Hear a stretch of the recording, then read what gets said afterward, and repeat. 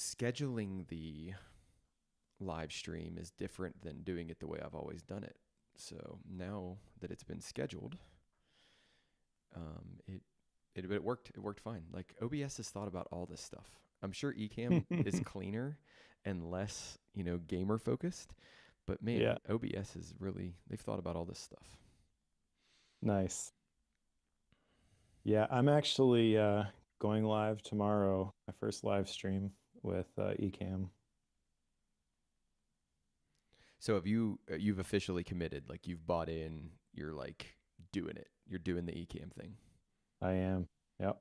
Okay. What plan do you recommend? I'd have to look at the plans. I think the one that's like 150 bucks a year or something like that though. Okay, cuz I'm The one that has Zoom. well I'm want to get it I think as well as much for this as for another project that I'm working on at CCU. Okay. So that kind of works out that Ecamm is probably in our future.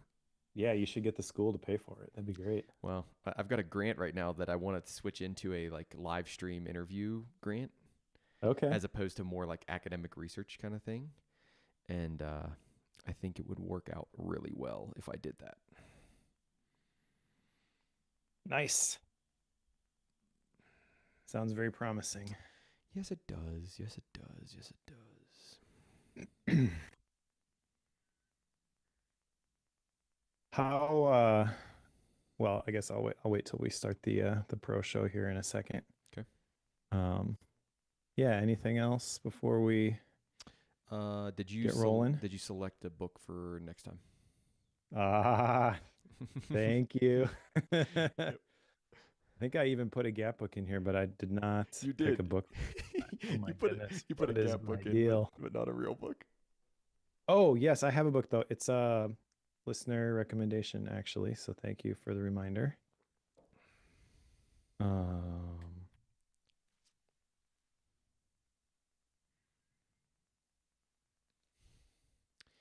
I'm not going to keep it a secret from you. You can read it. Have you ever used liquid text?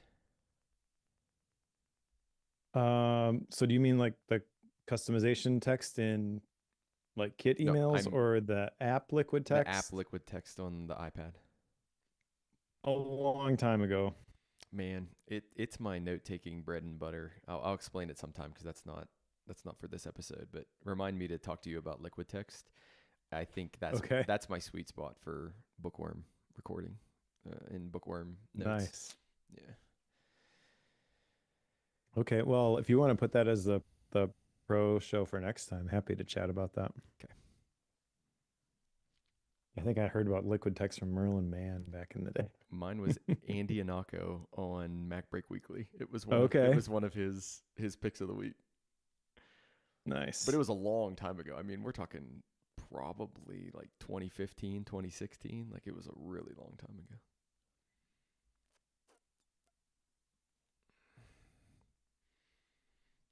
The live stream's rocking. So if anybody's on the live Okay. stream, thanks for Cool. joining us.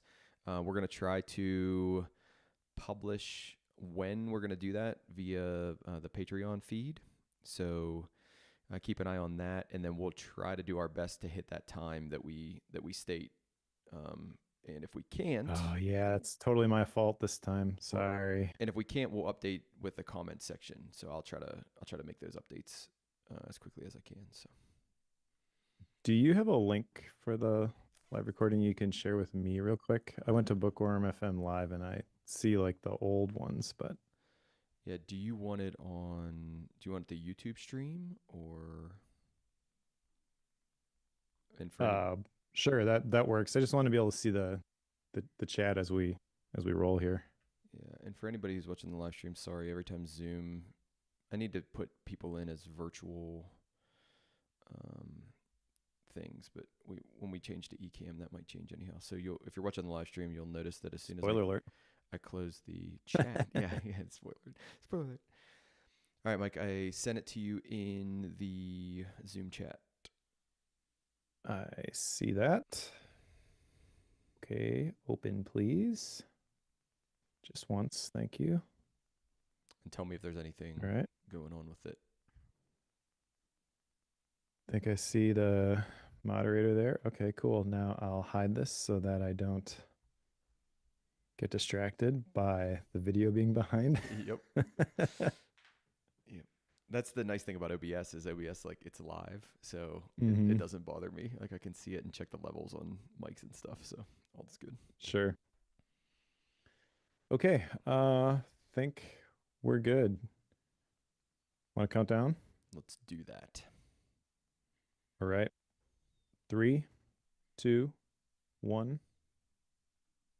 All good on my end. How about you? Levels, all good on my end. All right. Um, actually, why does it look like it's so Hmm. My audio looks like it's really quiet. I better double check this. Okay. Because you want me to hit stop? Sure. Okay. Apologies. No, don't apologize. Fix it now as opposed to later. Well, I'm just looking at the audio hijack levels as it's playing, and it looks like it's really quiet. I don't know why.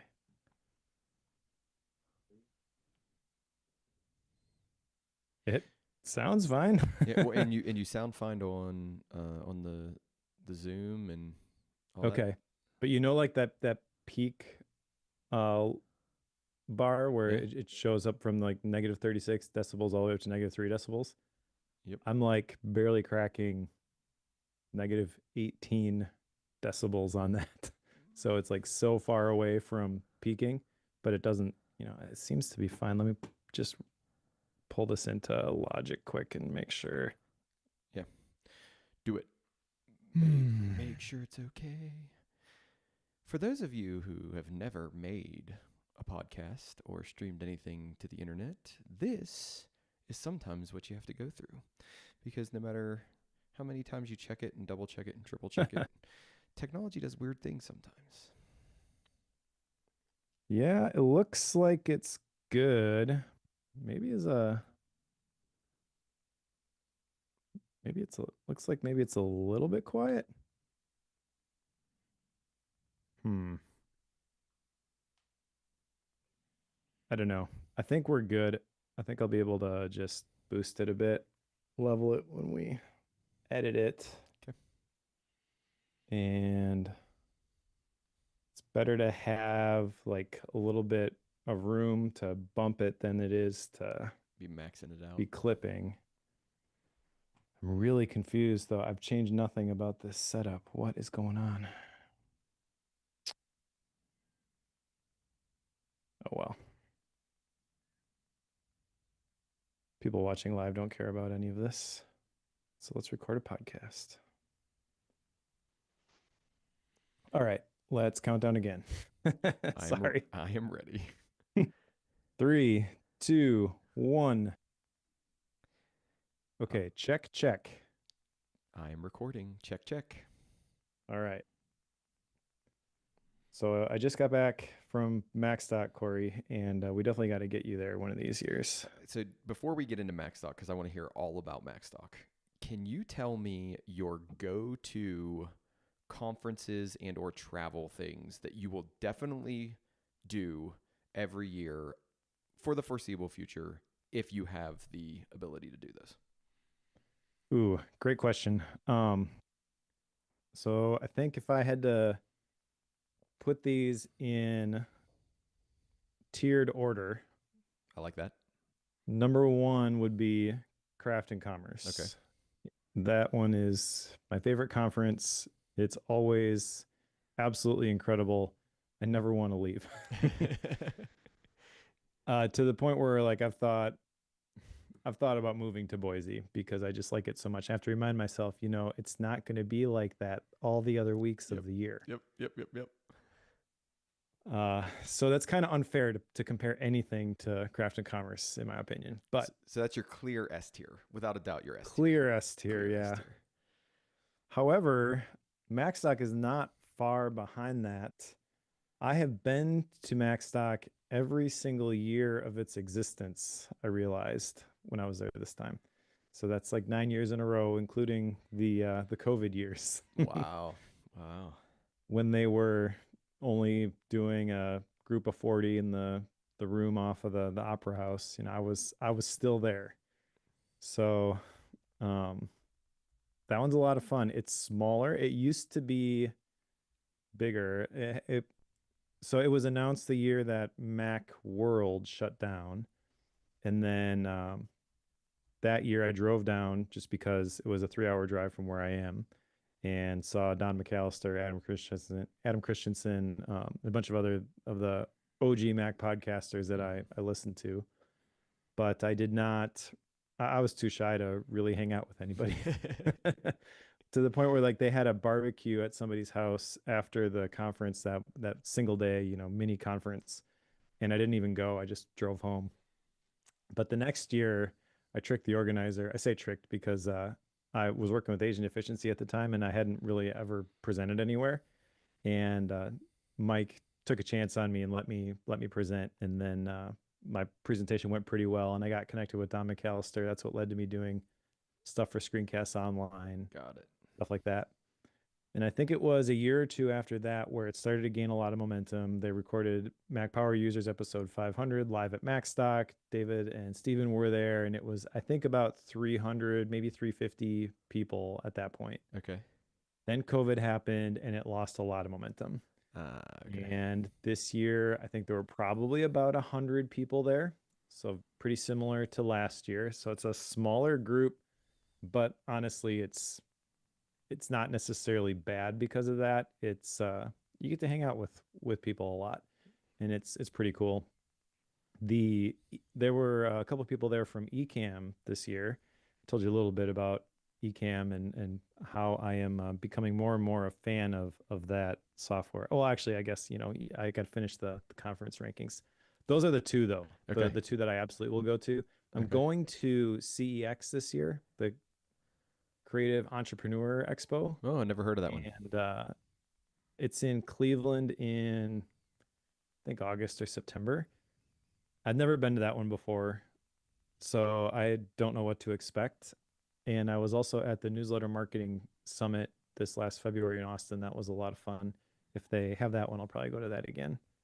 But yeah, the Craft and Commerce Conference by Kit and then Macstock are my two that I'm going to go to every year. Okay. That's good. I don't have any. Like, I miss conferences. I used to go to conferences for school or for like my graduate, and doctoral work and stuff.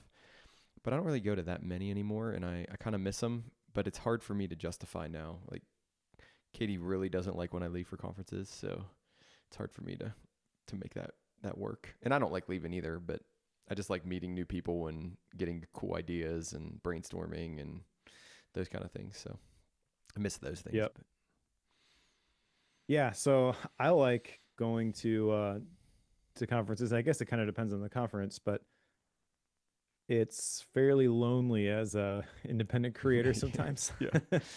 So it's always wind in my sails when I get around my kind of nerds. And Craft and Commerce and Macstock are both my kind of nerds with different. I don't know. It's a different focus. There's not much overlap there, which is why it was interesting to me.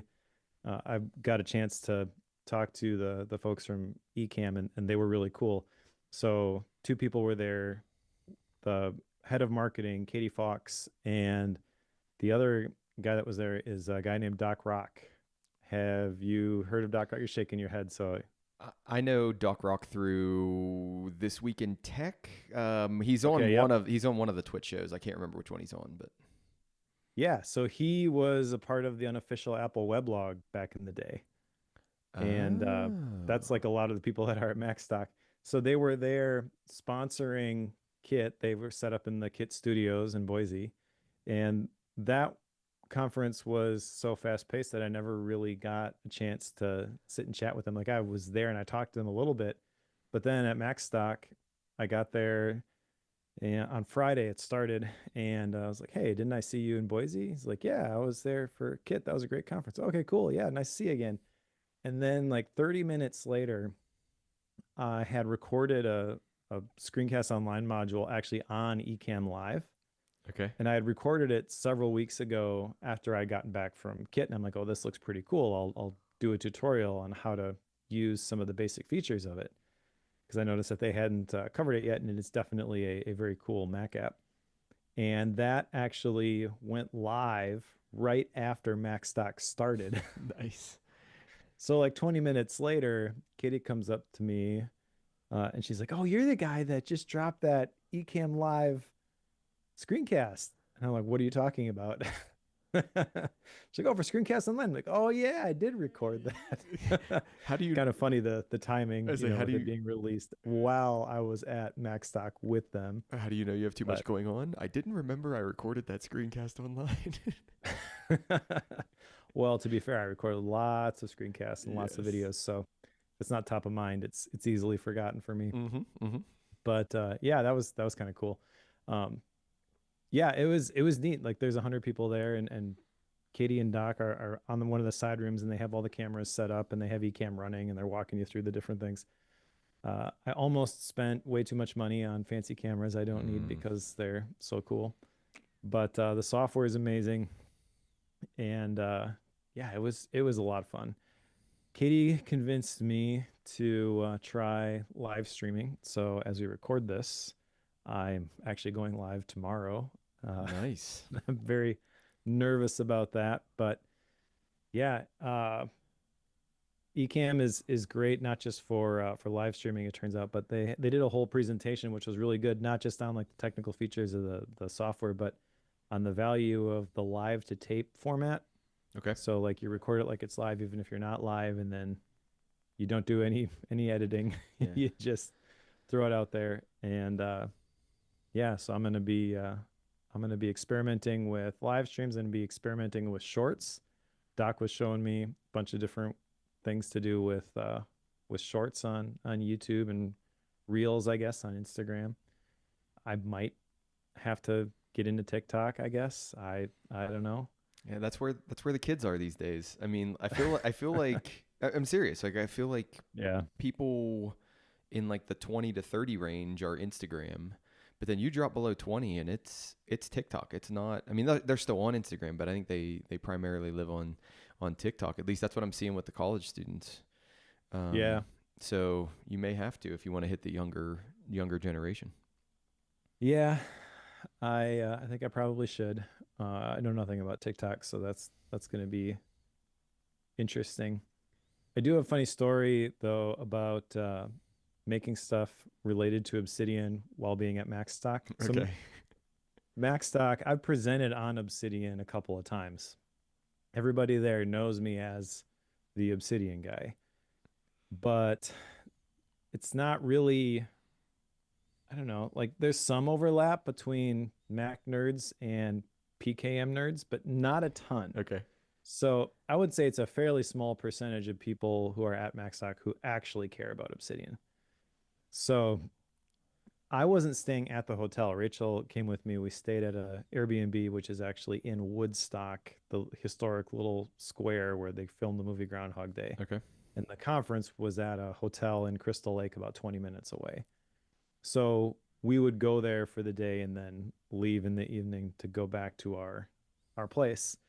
And one day or one night after we had left, I think they had recorded the live Mac Geek Gab, and that was done at like 9:30. So then we went back. People were hanging out, and they said that there was a wedding, and the father of the bride happened to be in the lobby, and he was wasted, but he was talking to everybody there and just like, "Oh, why are you guys here? What are you doing?" Like, "We're here for an Apple Tech conference." He's like, "Oh, I really need somebody to explain Obsidian to me." And they're all like, "Mike." Fortunately, I wasn't there to give the drunk guy a tutorial on Obsidian, but Wow, I need somebody to explain Obsidian. The fact that, like, the crazier thing though is that he linked Obsidian with Apple, because like I yeah, wouldn't I don't naturally know. do that. I mean, I wouldn't Yep. link it with Apple. Yeah. Oh man. Yeah, I don't know. But yeah, it was a lot of fun. I presented on using AI as a creative co-pilot. So kind of like intentional use cases for AI in the creative process, which was interesting. The talk went really well. I was really happy with how the presentation turned out.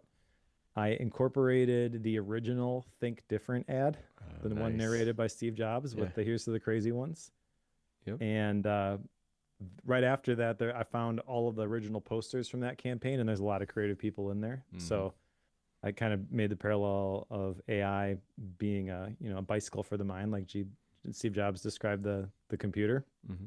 But you gotta use it the right way. Uh, about a week before the conference, there was a study published by MIT which showed that heavy chat GPT users, their brains were not functioning at the same levels as people who did not use AI. But that's Okay. because a lot of people just use it for like the path of least resistance. Just give me an answer. I don't care if it's right. I just want some information. Yep. Yep.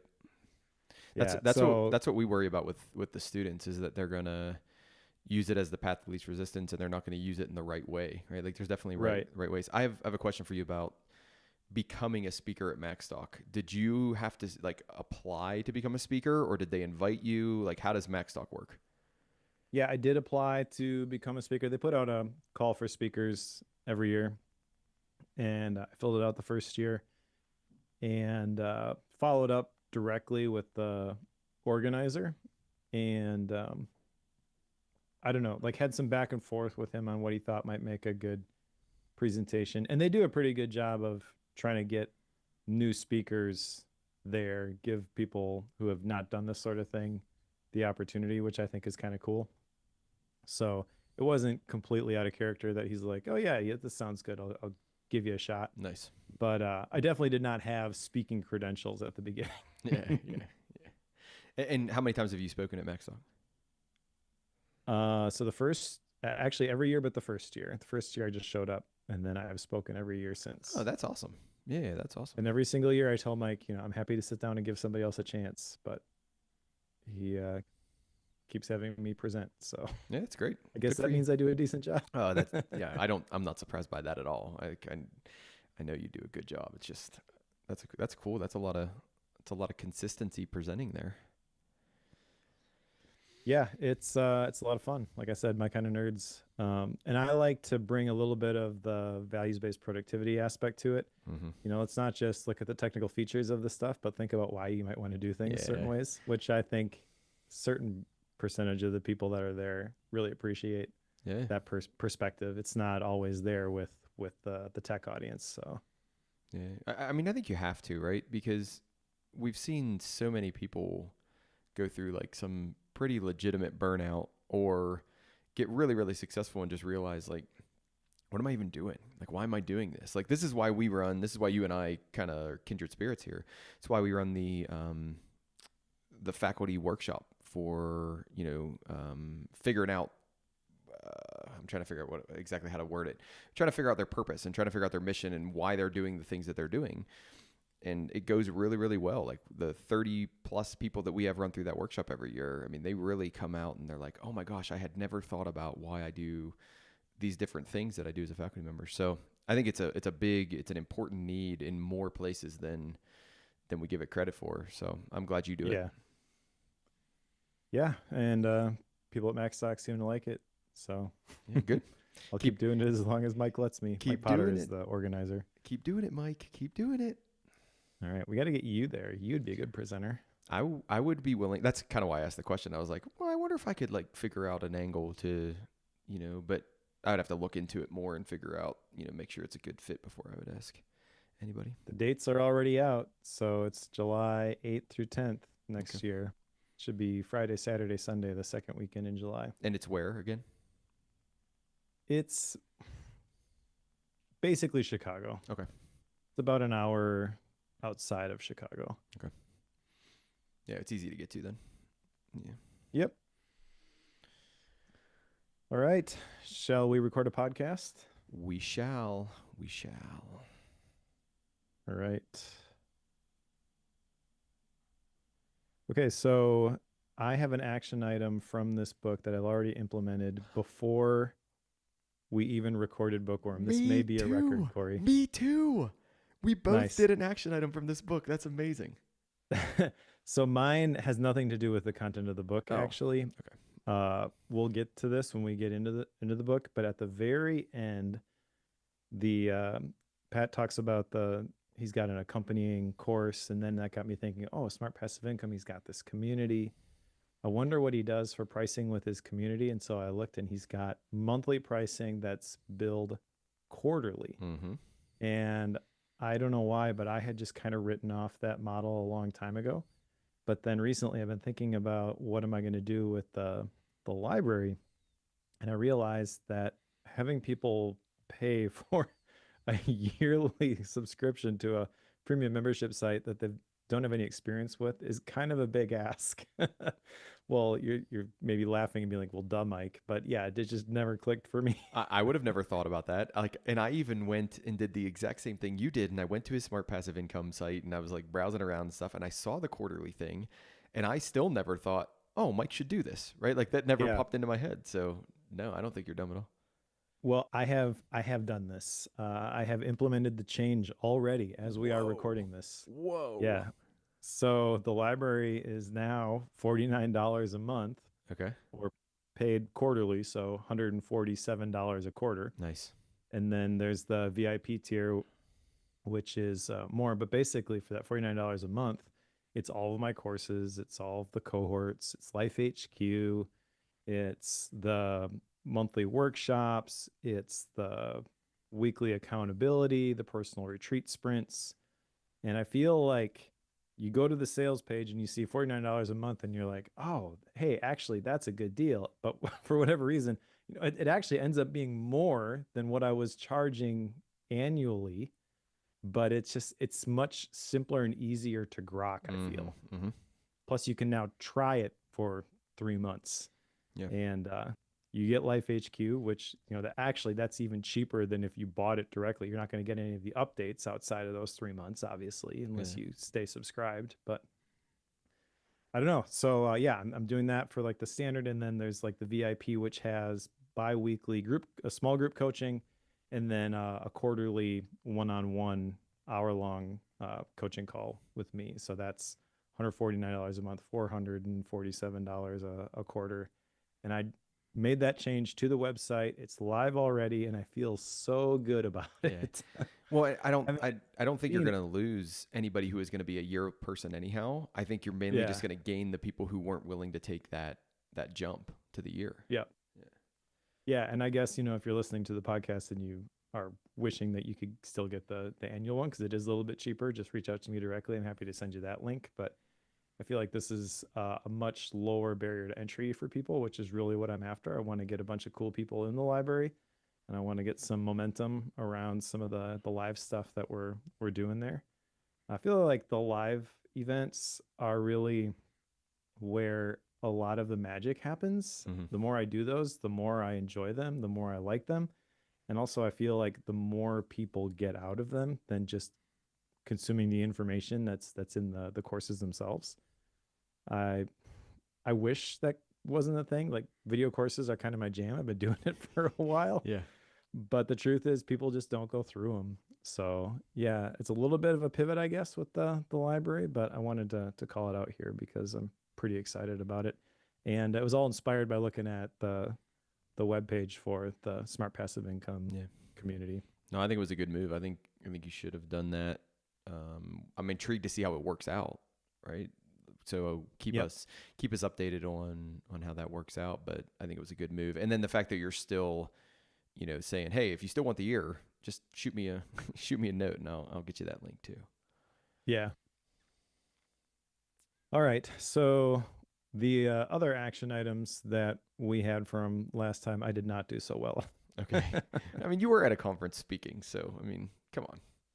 Yeah, thanks for that out. But the truth is that I did not really make any progress on crafting a media diet.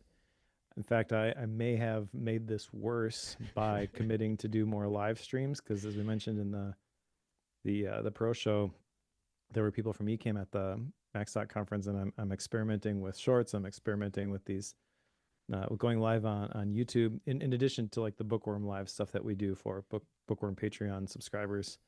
And I'm kind of terrified by it. It's a world that I don't really understand, but also I'm convinced after talking with people, specifically Doc Rock, at Macstock that it's something I need to figure out. So I'm going to be applying lean learning with that. Uh, but that means that putting boundaries on my media was kind of a complete failure. I did think a little bit about the fake commute idea. Unfortunately, I didn't have any great ideas with it. As I was thinking about the fake commute, the best thing I can think of is like making my coffee and bringing it with me to my desk and not drinking it until I sit down to work. Okay. And then at the end of the day, leaving my computer in my office and having an actual shutdown routine where I've cleared the decks and I'm disconnecting from work. I have a little bit of an idea of what that will look like, but I have failed miserably at it up until this point. It's and I just got back from Macstock as we're recording this. You know, there's a short turnaround on this episode because of that, and I feel like this is going to continue to fail as long as I feel behind like I am. Mm-hmm. I still just feel like I'm scrambling, and I know long term like I can't continue to do that. It's not sustainable, but it's where I'm at right now, Yep. and I got lots of projects that are coming up due or slightly overdue, and I just got to finish them. So like that's gnawing at me, and it means that it's hard to truly disconnect at a reasonable time every evening. This will be foreshadowing, and for anybody who's read the book, you'll know what I mean. It sounds like you're in need of a power 10 here pretty soon. So Yes, I like that idea. that way you get yourself caught up. One comment on your media diet. I think there's a difference between you consuming media and you producing media. The question is how good are you at that, right? Like, because I think what you got Yeah. out of Macstock is you need to produce more in different media. If you're good at not consuming it then, or shutting it down and getting away from it, then that, I think that's a different thing. So just, You're right. Here's the problem. Um, you, I'm realizing you cannot just throw stuff out into the digital ether. You have to engage with conversations. That doesn't mean that I want to constantly be checking text based social media, but it does mean that I do have to be going back and forth and engaging with the communities where I decide that I yeah. am actually going to hang out. So where am I going to hang out? I don't really know. The one I do know for sure is YouTube. But even YouTube, like traditionally, I've gone into the YT Studio app, and I'll view the comments and respond that way. But Doc Rock was showing me how you can actually inside the YouTube app itself, if you are watching videos and you by other people and you are looking at comments that people have asked by other people, there's a button where you can open up the camera on your phone and you can go live and respond to that comment and stick it like on the front of the video. That is like the lowest friction way for me to make shorts, is that. Okay. And then it tags the person that left the comment, it tags the person whose video it's on. And so I need to try that. Yeah. But that requires me to be watching YouTube videos as well as making them. I've never felt more disconnected from a technology in my life than I do with YouTube and TikTok and Instagram and stuff. And I need to like hire, a young person to be like, okay, come show me all the tricks to this. Like, come, because I think Pat even mentions this in this book that he hired somebody to do what, Fortnite, teach him how to play Fortnite or something. Oh yeah. And it's like I need to Right. do that with the newer social medias because I don't care enough to learn it on my own and to dedicate that much time to it. I need the Cliff Notes version of I want to create things and I want people to see them. How do I do this? Like, tell me, Yeah. oh youngster, what this looks like. I'm an old man. Right. I'm an old man, Mike. I'm an old man. Me too. Yeah. Okay. Am I up? Yeah. All right. What'd you do? So my first one was basically think about a most goal. And I thought about this and I reviewed what the most goal was and all that stuff. And I said, nope, I'm good. I don't want to do that right now. Possibly and primarily because My most goal, or the idea of my most goals, was superseded by stuff out of Pat Flynn's book, stuff out of Lean Learning. So I kind of let that one go and said, I'm not doing that one. I'm okay with that. So I don't know what you want to call that. I'd call it a red. I didn't do it, but I also am okay with the fact that I didn't do it. The second one was revisit my cell phone use. Can I make it less? The answer is yes. And what I did was I was able to identify where I can make it less. So it's before bed and right before getting up, like getting out of bed. If I simply get rid of the phone when I'm like in the veg chill out time before I go to sleep, and I get rid of the phone anywhere near prior to coffee, I'm good. Like that will get rid of a ton of my cell phone. What I'll say is ton of my wasted cell phone use. Because like if I'm using the cell phone productively, I don't really care. Like I'm okay with that.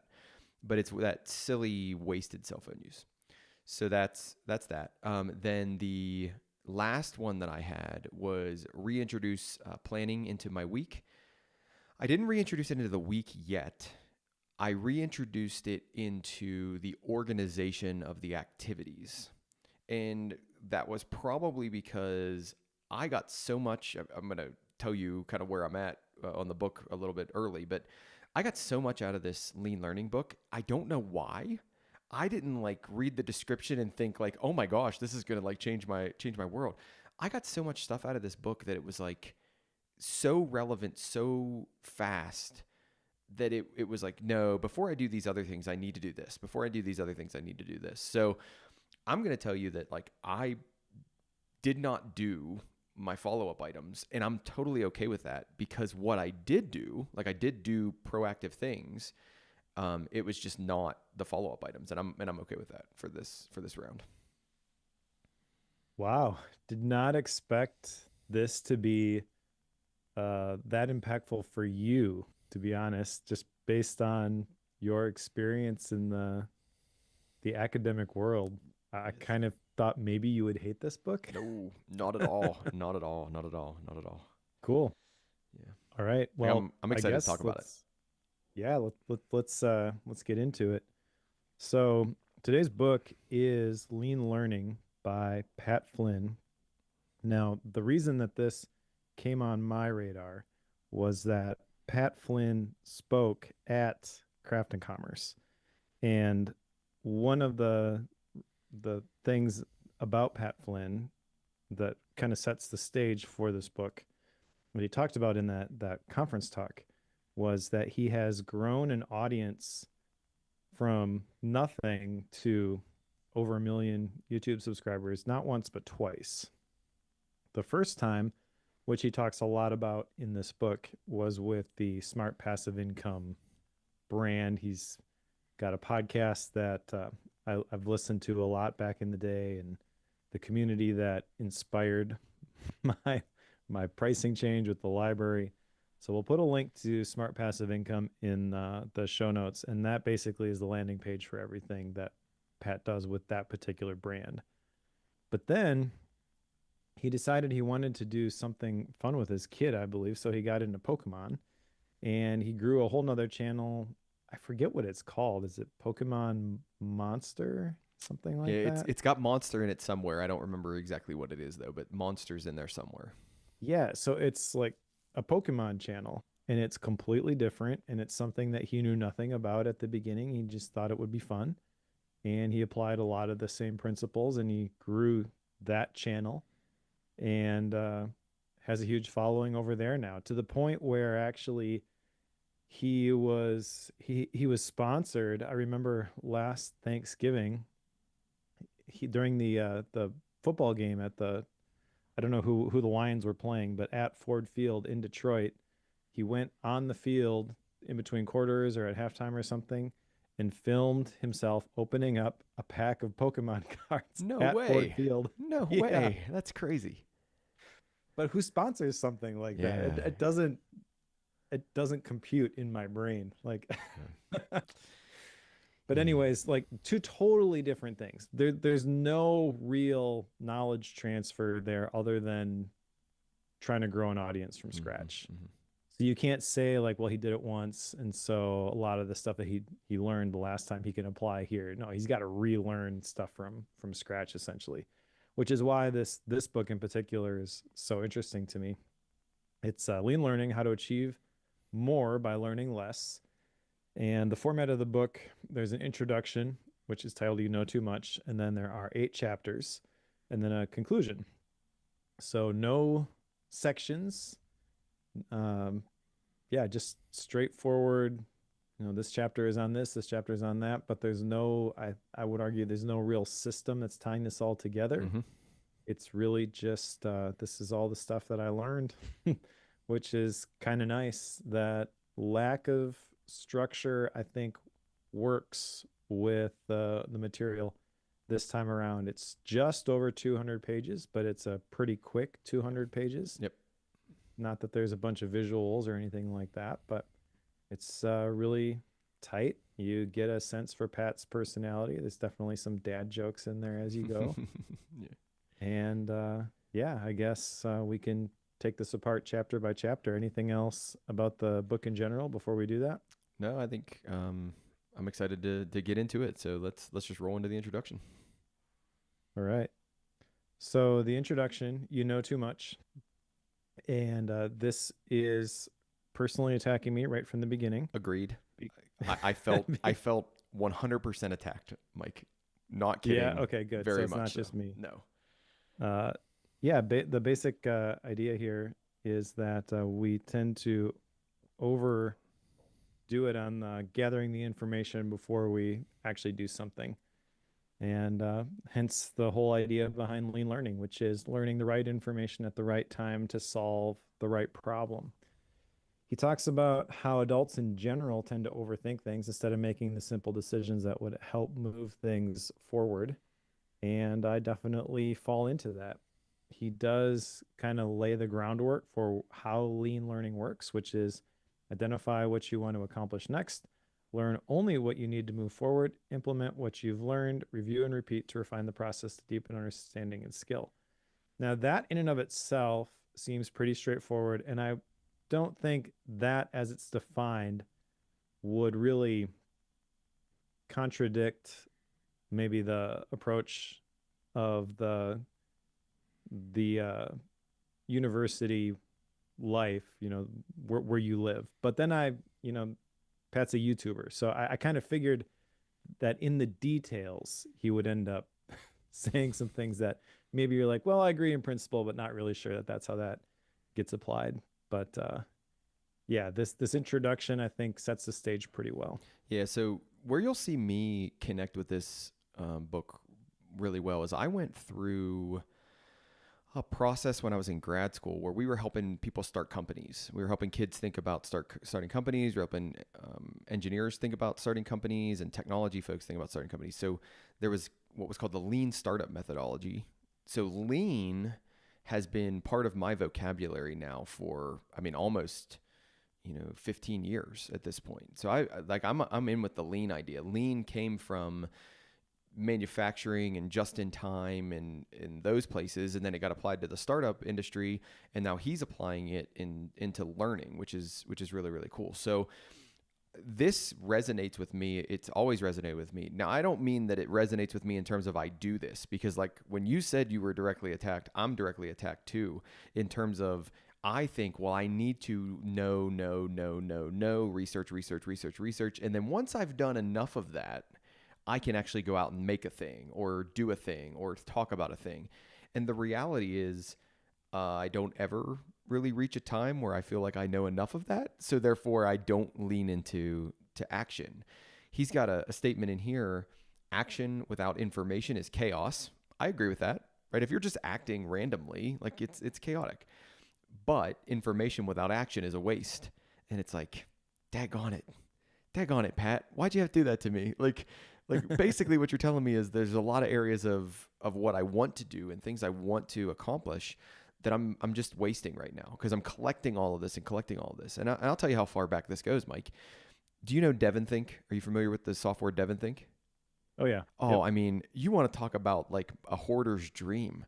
I would take this and add it into DevonThink, and this and import it into DevonThink, and this and put it into DevonThink. And for those of you who don't know what DevonThink is, it's basically a database type software program that you can just import anything into.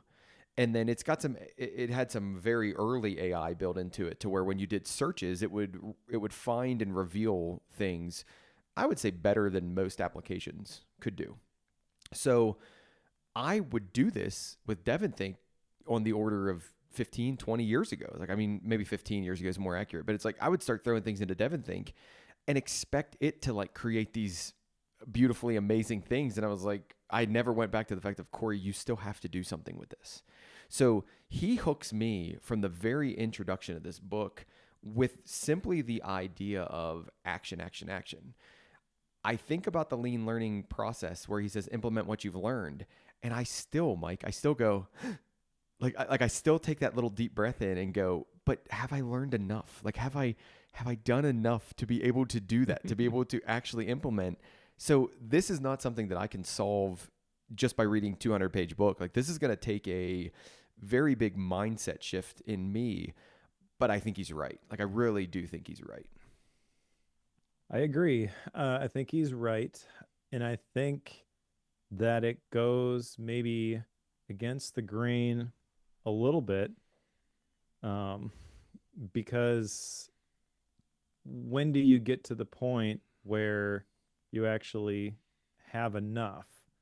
I think he would say when you know what the next step is, that's all you really have to have figured out. Now go do something with it. And I remember hearing Omar Zenhom talk about why he stepped away from his role as a professor in university to create the $100 MBA. Are you familiar with that podcast and program? Yeah, I am familiar with that. Yeah. His moment of clarity came when he was trying to get things added to the curriculum that he was teaching, and the process took years, and he was frustrated with that to the point where he realized the things that I have submitted for changes, they're not live yet, and it's changed again. Mm-hmm. Mm-hmm. Mm-hmm. And I feel like that you don't have to be in a university setting to feel like, well, I don't have a real clean package for all of this information yet. And that's the thing that holds me back a lot of times. I guess if I were to apply it in my own world, it's like creating digital courses. You know, that's my version of that. And yeah, I can crank out a digital course whenever I want, but still it's kind of like I got to figure out how all the pieces fit together and what's the total transformation going to look like. It's probably why I'm so scared about the going live thing, but also probably why it's good for me. Well, because you just show up. how much do you think like trying to make evergreen content plays into this, Mike? Because like I think about making videos and making courses, and you want those to be like evergreen. So right now you can hit it and it's new and it's interesting 6 months from now, a year from now, a year and a half from now.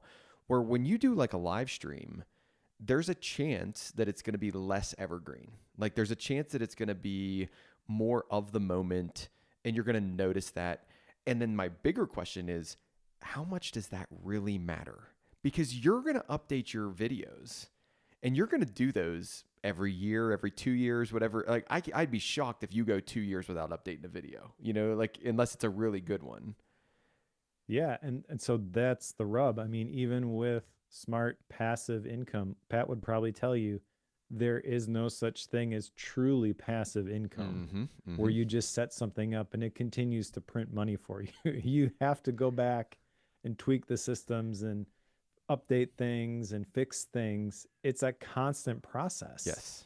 So it's not what most people think of, but I think it's probably healthy and more accurate, definitely beneficial for me to just recognize that that's the thing. And so if I have to go all the way to the other end of the spectrum and just, force myself to start showing up live, I think that's probably a net win, to be honest. Okay. Because nothing is truly evergreen. That's really the answer to your Yeah, question. it is the answer. Yeah. The thought is, well, I've made this and now it's done. Now I've got an asset that I can continue to reuse. And there is some truth to that. I do like the idea of creating long-term assets as opposed to temporal things, which Jay Klaus talked about this at Craft and Commerce a couple of years ago, the sawdust problem, because that was one of the things that somebody said who was pretty smart at one point was share your sawdust, and not just the final creation, but the stuff that you make as a residual of the process. And there's some value in that, but Jay was like, we have all this sawdust all over the place. Like, Yeah. where's the quality? Which that is completely counter to what Pat's saying, isn't it? Like, am I Mm, right in saying that? Like, he would. So Pat is saying, on some level, share the sawdust, and Jay Klaus would be saying we have too much sawdust. Am I wrong? uh, I don't know. I think it's more nuanced than that, and I don't think it's in direct competition, Okay. or they're not directly contrary. But yeah, I don't know. I think lean learning, as Pat talks about here, really isn't just make a bunch of sawdust and eventually it'll be glued together into something Yeah. valuable, Yeah. but recognizing that you have to do a lot of iterations of something before you are able to make something valuable. Yeah, Uh, he's getting at it, and I don't remember if he mentions it in the book or not. But minimum viable product. I'm sure you've heard of yep. this. That's a Yep. very common thing. Exactly. He's really saying before you produce a widget that has 100 features and people only want two, produce a widget that has one feature, and then produce the next feature, and then let your audience give you feedback and tell you, keep that one, get rid of that one, keep that one, get rid of that one. Like that is the lean process. Like without a doubt, that is the lean product development and process development process. So Yeah, exactly. So let's get into the uh the first chapter here, which mm, is really about inspiration overload. Now, he defines inspiration overload as the abundance of potentially transformative sparks, making it difficult to decide which path to pursue. And I definitely see this in the PKM world with people trying to collect more and more information. And really, you have to get to the point where you realize I have everything that I need. mm-hmm, mm-hmm. I don't need more information to get better ideas. I need to make more out of the ideas that I have. Now, in this chapter, his main argument, I guess, is really this juxtaposition of passion driven inspiration versus necessity driven inspiration. So, this is really where I want to spend a little bit of time defining these, and probably the big thing I want to talk about from this chapter. Passion driven inspiration, there's benefits and challenges to each of these. So, the benefits of passion driven inspiration, there's high engagement, there's sustained interest, and there's personal fulfillment. The challenges here are the resource allocation, the practicality, and the bias towards comfort, which is where, I probably have a little bit of an issue with the way that he defines the word passion, because I don't think it means Mm-hmm. what he's defining here. I think I've shared this before, but real briefly, the root of the word passion is the Latin word pati, literally means to suffer. So it's not what do you enjoy doing, which is at the root of what he's describing there in terms of the benefits and the challenges, but really what are you willing to suffer to see come about? What's important enough to you? Yep. So necessity driven inspiration, the benefits of this are immediate application, problem solving focus, and it builds resilience. The challenge of this is that it's high pressure, there's a steep learning curve, and there's a risk of burnout. And I definitely feel the challenges with this one, but also I think there are ways to do this that don't have to feel like they are going to burn you out. He talks about that later with the forcing functions. So it's something that I'm glad he calls out at this point, but I don't think it's something that we should be as worried about maybe as we tend to be, or I tend to be. Mm-hmm. Yeah. What do you think about the inspiration matrix? I like it. I wrote it down. I've got that visual in my mind node mind map for this book. I Uh, like how it makes it easy to see what are valuable potential sources of inspiration, and maybe which ones really aren't. But I don't think I'm going to do anything with this. I have an action item written down to create my own inspiration matrix, but the further I get from this chapter, the less excited I am about that one. I So think I'm going to cut it actually. so I when I was reviewing, when I was going through everything, I had originally said, okay, I need to do this inspiration matrix, and then I started to do it. I actually like started mapping stuff out, and it just didn't connect. Like it didn't do what I wanted it to do, and I understood what he was trying to get at. I would like to try it maybe again, but like I don't think I'm gonna get that much out of it. I get more out of the idea of he's got these 4 bullet points of asking yourself, is it truly adding value in my life? What am I sacrificing? Does it align? He's got other things where, you know, the future exercise. I think the future exercise is a much more valuable exercise for me. And basically, it's like put yourself in a time machine, go into the future, and ask yourself the following questions or reflect on the following questions. What does daily life look like now? Are you closer to your goals? Who are the people around you? What activities do you engage in together? How much regret do you have? What aspects of the future excite you? I think that's a much more valuable thing for me. And I think the reason why this is because I think I need to be working earlier in this process than what he's describing in this chapter. So makes a statement in here that like people climb the ladder to realize they were on the wrong ladder. We've heard that before in other places. And this idea of like, what am I pursuing? Am I pursuing the right things? And it's like, I think that's where I'm at right now. I'm not at this matrix, you know, in kind of mapping things out yet. I'm still trying to figure out like, what is the, as you would put it in your PKM system, what's the life theme? What's the major goal? What's the major purpose? And Mike, I've done that like 4 or 5 times, but I must be going through like some weird change in my personal life. Like not to get too deep or about me, but I must be going through something weird because I don't feel settled on that. Like I don't feel settled on that life theme, that purpose, that main true North Star. And I think that impacts this first chapter pretty significantly for me. Yeah, so that's actually something I jotted down to talk about in the later chapter. He brings that up. So let's definitely revisit that. But we should probably just real briefly define this inspiration matrix. So it's the standard 2x2 grid. You've got on the y-axis more exciting at the top, less exciting at the bottom. And on the x-axis, high priority on the right, low priority on the left. So if you break these down into quadrants, the upper left, which is low priority, more exciting, he defines those as recreational inspirations. The one that is more exciting and high priority in the upper right are passion pursuits. Then the things that are less exciting, low priority, those are junk sparks. Those are the ones that you could probably get rid of. And then in the lower right, less exciting and high priority, these are critical commitments. I don't know. As we're talking through it, like I think there is some value in recognizing what's the difference between the critical commitments and the passion pursuits. I feel like the critical commitments are sort of the stuff you got to do right now, whereas the passion pursuits are the things that would potentially build the future, at least for me as a creative entrepreneur. The recreational inspirations, those are kind of like the things that are just for fun, and it's important to have some of those hobbies that don't tie to the business for me. Which by the way, how's your video gaming going? I brought my Steam Deck with me, but I didn't play it. Okay. Prior to that, I had been playing it pretty frequently. Awesome. So I think that's actually going fairly well. Steam Deck is great. But yeah, like looking at this, it's kind of interesting to see how your sources of inspiration can be divided into those buckets. But the further I get from reading this, the more I'm kind of like, so what? Yep. I'm in agreement. I'm debating whether I want to add the future exercise as an action item. I think I do, but I think I need to figure out that life theme thing first. Because then I can say, okay, this thing that I'm inspired to do, and I can ask these questions for it.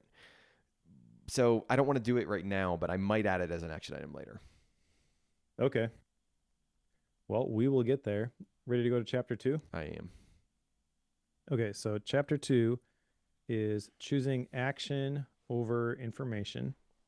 And this is where he introduces it, we will. It we will. If this were easy, what would it look like? And I like this a lot. This actually is not something that I first heard here from Pat Flynn. Hmm. I think the first version of this I heard was from Ali Abdaal when we read Feel Good Productivity. Yeah, I don't remember that at all. And that is one of my favorite books. I like that one a lot. And Aliette frames it a little bit differently, but really just like what would this look like if this were fun?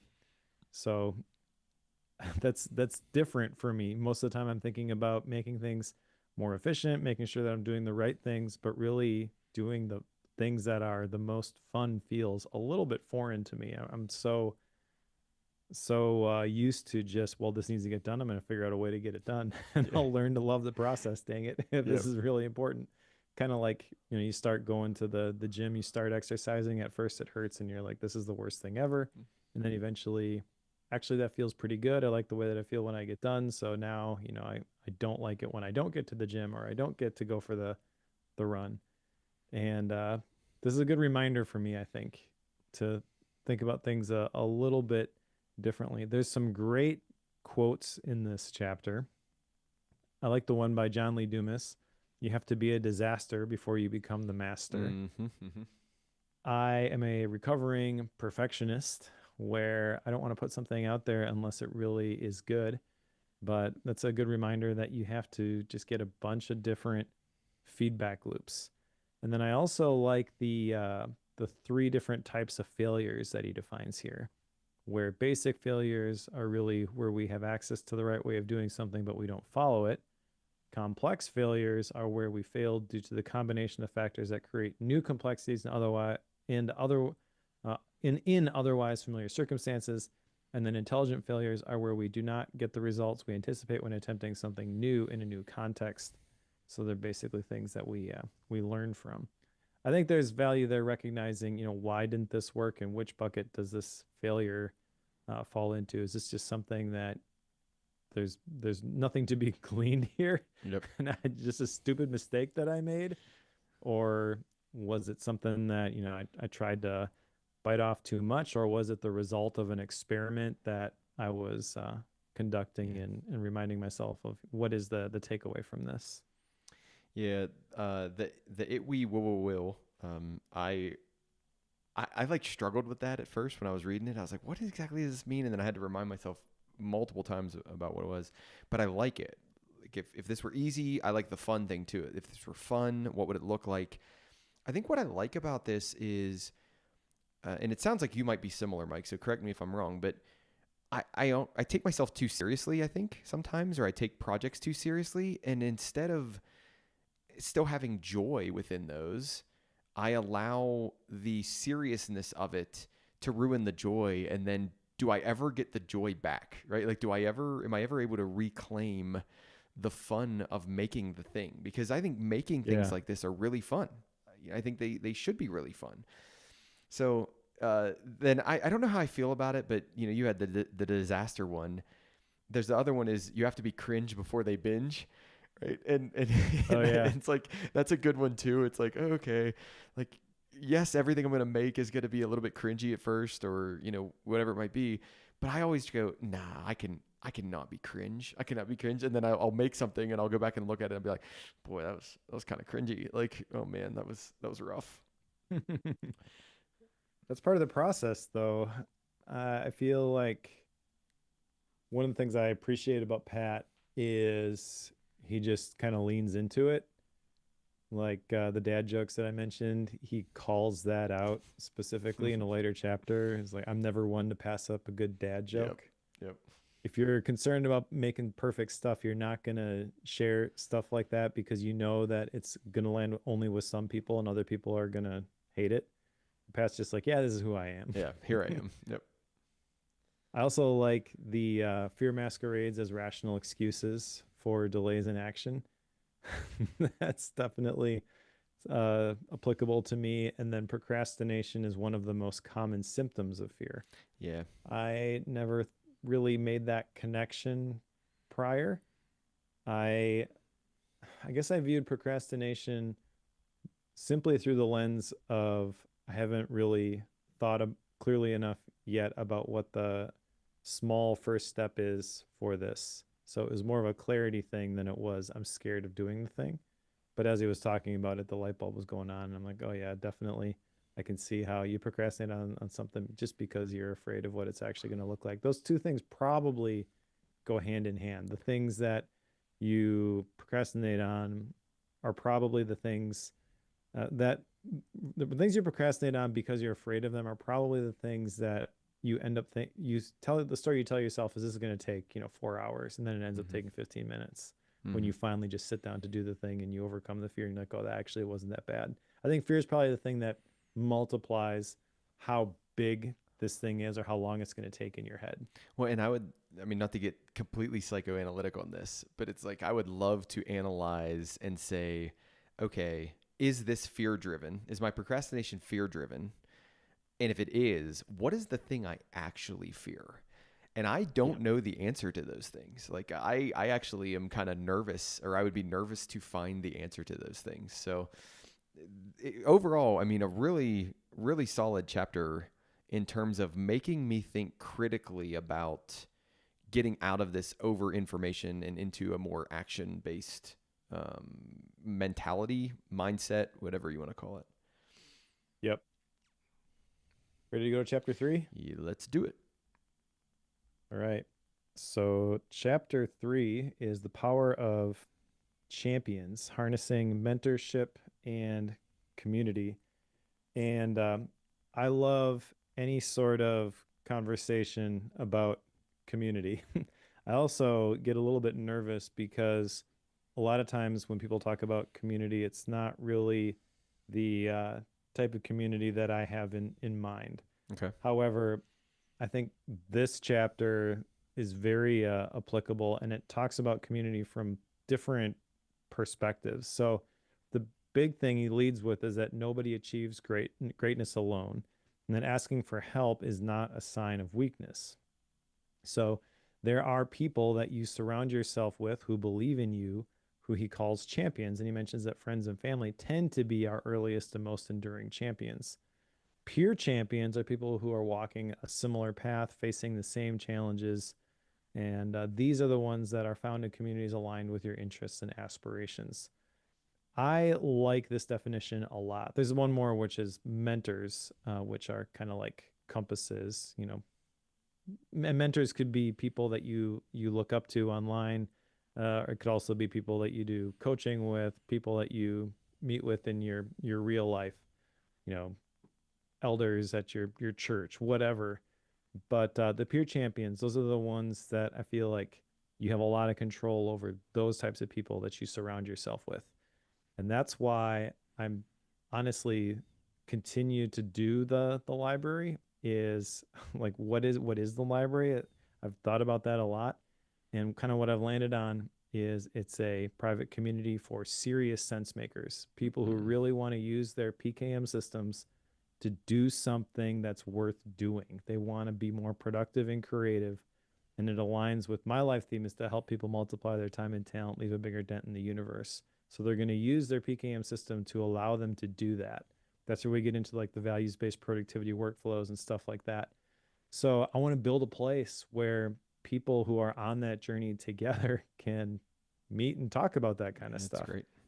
But there are, everybody's got their thing. So you can find your own peer champions for whatever it is that you want to do. And you get around people who are walking that same path, and it's really powerful. Yeah. It's on the one hand a little bit aspirational because you surround yourself with people who are professionals at whatever. It makes you want to be a professional too. You kind of up your game when you see other people doing things a certain way. But also there's like this built-in accountability, even if it's not explicit in the community that you join. It's like, I don't want to let these people down. And it's a good thing. It's like positive peer pressure. And when you can voluntarily join those types of communities based off of, like Pat defines it, your interests and your aspirations. But I would take that even maybe a step further with like your values, the things that are really important to you. If you can surround yourself with other people who there are things that shared things that are important to the people that you surround yourself with, you'll kind of naturally find yourself being pulled in those directions. So if you're really trying to live a life of intention and meaning, getting the right peer champions is probably the most important thing that you can do.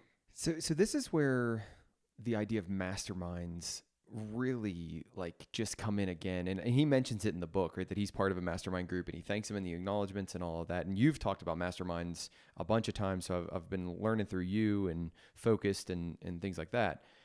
But like I just can't help but think I'm missing the mastermind group that I need to be part of. I don't know what that is though, Mike. Like I haven't been able to define it and figure out what exactly it is, but it's like I'm missing the mastermind group. There is a mastermind group out there that I need in my life. It doesn't exist right now, and I think I need to make it. Like I need to create this mastermind group and invite the people to it and figure out where it goes from there, because he talks about his favorite form of peer support comes from tight-knit groups of people, 4 to 5, right? And he mentions, I think there were probably 8 in the group that he's part of, 8 in the mastermind group that he's part of. And how big are yours that you've done typically? I mean, somewhere between there. I think 5 or 6 is probably the ideal number. That's the, so let's see, I think there's 5 in the group that I'm in currently. And it's funny that you bring up masterminds, because this is something that I was actually thinking about adding to the library. I don't think that there's a like guaranteed way to ensure that they hit. You kind of have to take a leap of faith when you do one. So you kind of have to talk about lean learning, be willing to say, that wasn't the right version of this. I need to try again. But yeah, you'll never, find it if you don't put yourself out there. But to answer your question directly, yeah, I think anywhere between 4 and 8 could probably work pretty well. So this is one of the major action items that comes out of this book for me is I need to think about what the mastermind group is. But again, it ties back into that purpose, which then bleeds into the activities or the area of focus for this mastermind group. And I think I have it. Like, I don't know, diffuse thinking, diffuse learning. We've talked about that in the past, where you think about it hard and then you just kind of stew on it as the day goes around. And as I stew on it, I get these little light bulb moments of like, this is what it would look like. This would be an ideal person. This is what it would look like. This would be an ideal person. So I want to let that sit and like stew for another, week, 2, how long it takes. But I think this is one of those things that if in 3 months you ask me like, hey, did you start or get involved in a mastermind group? And I tell you no, I think you should just absolutely like ridicule me and just, tell me about it, because I really think I need this. Like I very much think I need this mastermind group. All right. So we got our first official action item here, I think, from the contents of the book. I would agree. I would agree. Cool. Yeah, the thing a mastermind gives a lot is the positive accountability. And it's a great experience when you get the right mix of people in it. It can be a little bit discouraging if not everybody is at the same commitment level, but you really don't know that until you take that first step. So you kind of just got to be willing to put yourself out there and see how other people respond, and being willing to mix it up if you need to. Yeah, that makes sense. All right, chapter 4. I'm ready when you are. Okay. So chapter 4 is called Protect Your Progress. I like the first thing I jotted down from this chapter is to unsubscribe from everything that doesn't consistently add value to your learning process. So good. I mean, this is something that is very simple, but is something that you need to consider frequently, I feel, because there's so much information out there. You really have to ask yourself 3 key questions I picked up from Jim Rohn back in the day. Who am I allowing to speak into my life? What effect is that having on me? And is that okay? I would hope that everybody who listens to Bookworm feels that listening to an episode definitely adds value to the learning process. Just the discussion of the ideas, even if you don't actively engage in them, hopefully is a net win for you in terms of what you're able to learn. But if it's not, you have my permission right now to go unsubscribe Yep. because you don't just need something in your ear for the sake of listening to something. I think I speak for you too, Cory, with the impact that we hope that Bookworm has is that people wrestle with these ideas and they decide what they think about them, and ultimately that leads to making decisions which help you live a life in alignment with your vision and values. It's why we pick the books that we pick for this. It's why we don't really do fiction books for Bookworm. Mm-hmm. Um, you know, people kind of pick on that a little bit.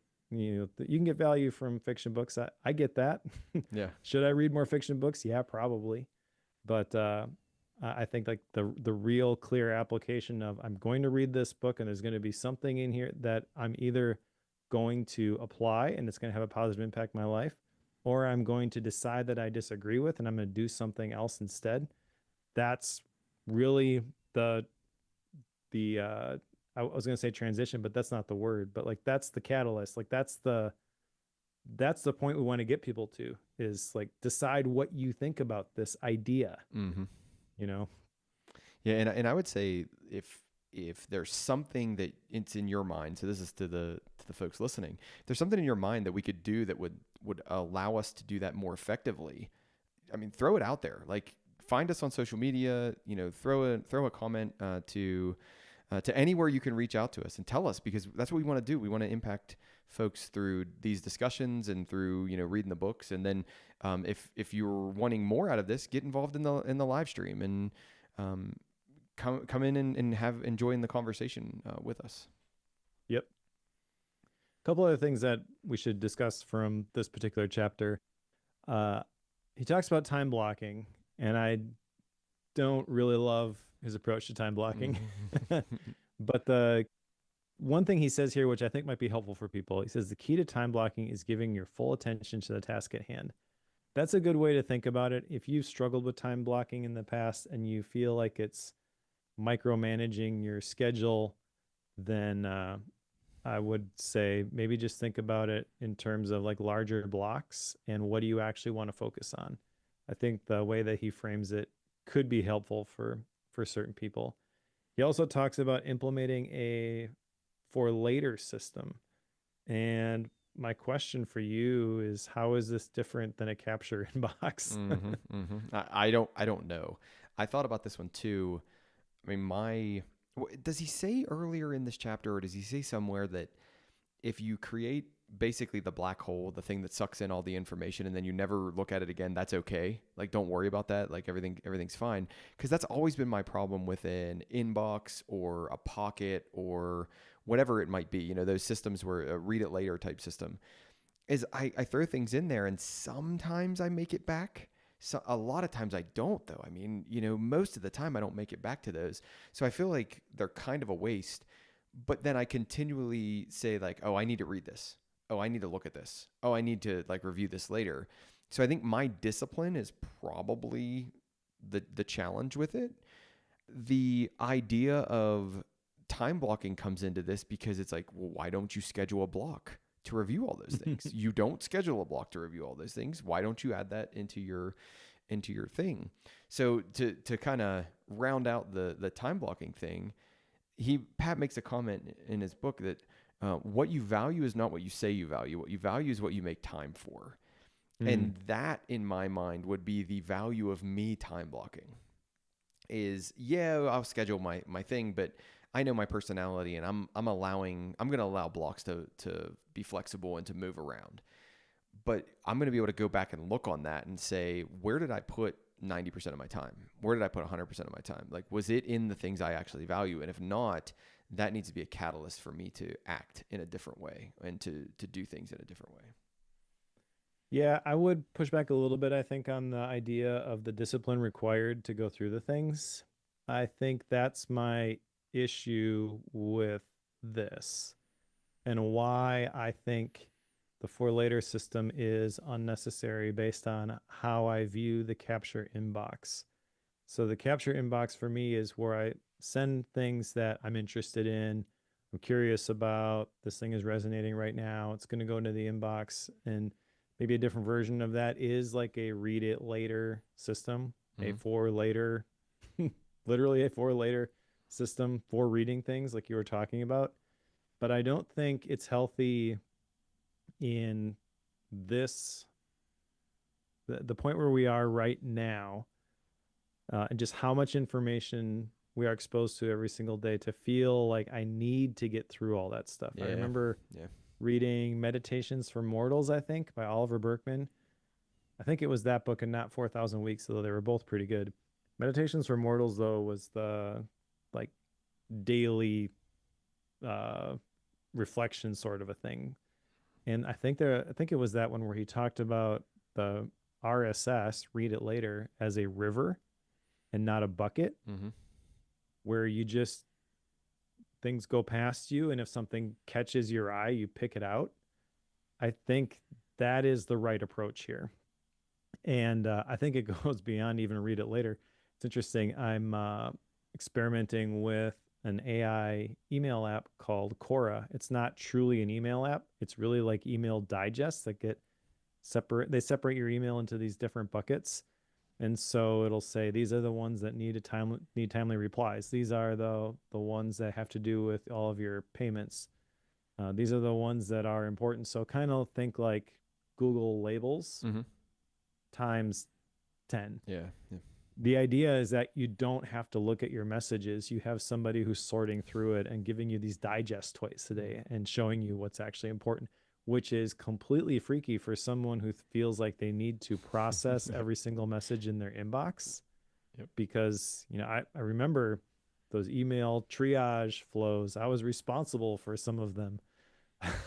But there's too much email. Yeah, no one keeps up with all of it. And so I feel like the more the information just gets, cranked up to 11, and the hose, you can't possibly, consume it all. So you kind of have to get to this point where you're not going to try to keep up with it all. So that is my approach to the capture inbox. I'm going to put all those things in there, and then I'm going to look at those after a period of time. I'm not going to give myself a set time, like, I have to get through this in a week and you have to go through every single one of those. But Mm-hmm. those are the things that I was excited about at one point. And if those things are still exciting to me when I come across them again, then I will go ahead and write that newsletter or create that video. But I also think it's important not to just pipe all those things into your system. Like, oh, I had Yeah. this idea. I'm gonna put it in the backlog, put it directly in Obsidian. I think there's value in having some distance between the the inspiration and then the actual development of the idea. So I don't know, kind of maybe I think about this a little bit differently, but overall I think I agree with his idea here to, again, the name of the title is to protect your progress. Remember why you started your learning journey in the first place. You don't have to worry about um, you don't have to worry about trying to make something out of every single piece of information or inspiration that you're exposed to, and then give yourself permission to say no to things Yep. at whatever point in the process. Yeah. No, I agree with you. I think his general gist in this chapter is great. He did share a story about how you never have to worry about losing a bucket of live crabs. I had never heard this before. Do you remember I this? don't remember this at all. What's that? Okay, so when you have a bucket of live crabs, if one crab tries to climb out of the bucket, the other ones will pull it back down. I thought that was interesting. I don't know what you do with that. I Yeah. guess, social media, those types of places tend to be buckets like that, where Yeah. people are pulling each other down. Maybe try not to put too much stock into that sort of thing. But yeah, I don't know. I remember why I didn't remember it now is because I was like, I don't know what to do with that. Like, where do I go with that? So. Yeah, it's fair. All right. Ready to move to chapter 5? Yep. Let's voluntarily force functions. All right. You want to kick this one off? I mean, sure. I just said the title just for fun. But Yeah. voluntary force functions. So basically, he's trying to describe skill acquisition and how to force himself, or how he suggests you force yourself into doing something that you may be like a little bit hesitant on. So he gives a recipe for these effective force functions. So it's a leap. There's a leap of faith moment, a time lock commitment. It's high stakes, meaningful change, and then rewards on the other end. He provides a table in this chapter where he basically gives you these ideas of what you want to do. Right? So what's the voluntary force function? I want to learn a new language. So what do? I book a trip to Japan for 3 months. That is your leap of faith. Then your time lock commitment is I have an arrival date in Japan, so I'm time locked to that. Your high stakes is the fact that you got to navigate a foreign country, so you need to know how to speak Japanese when you get there.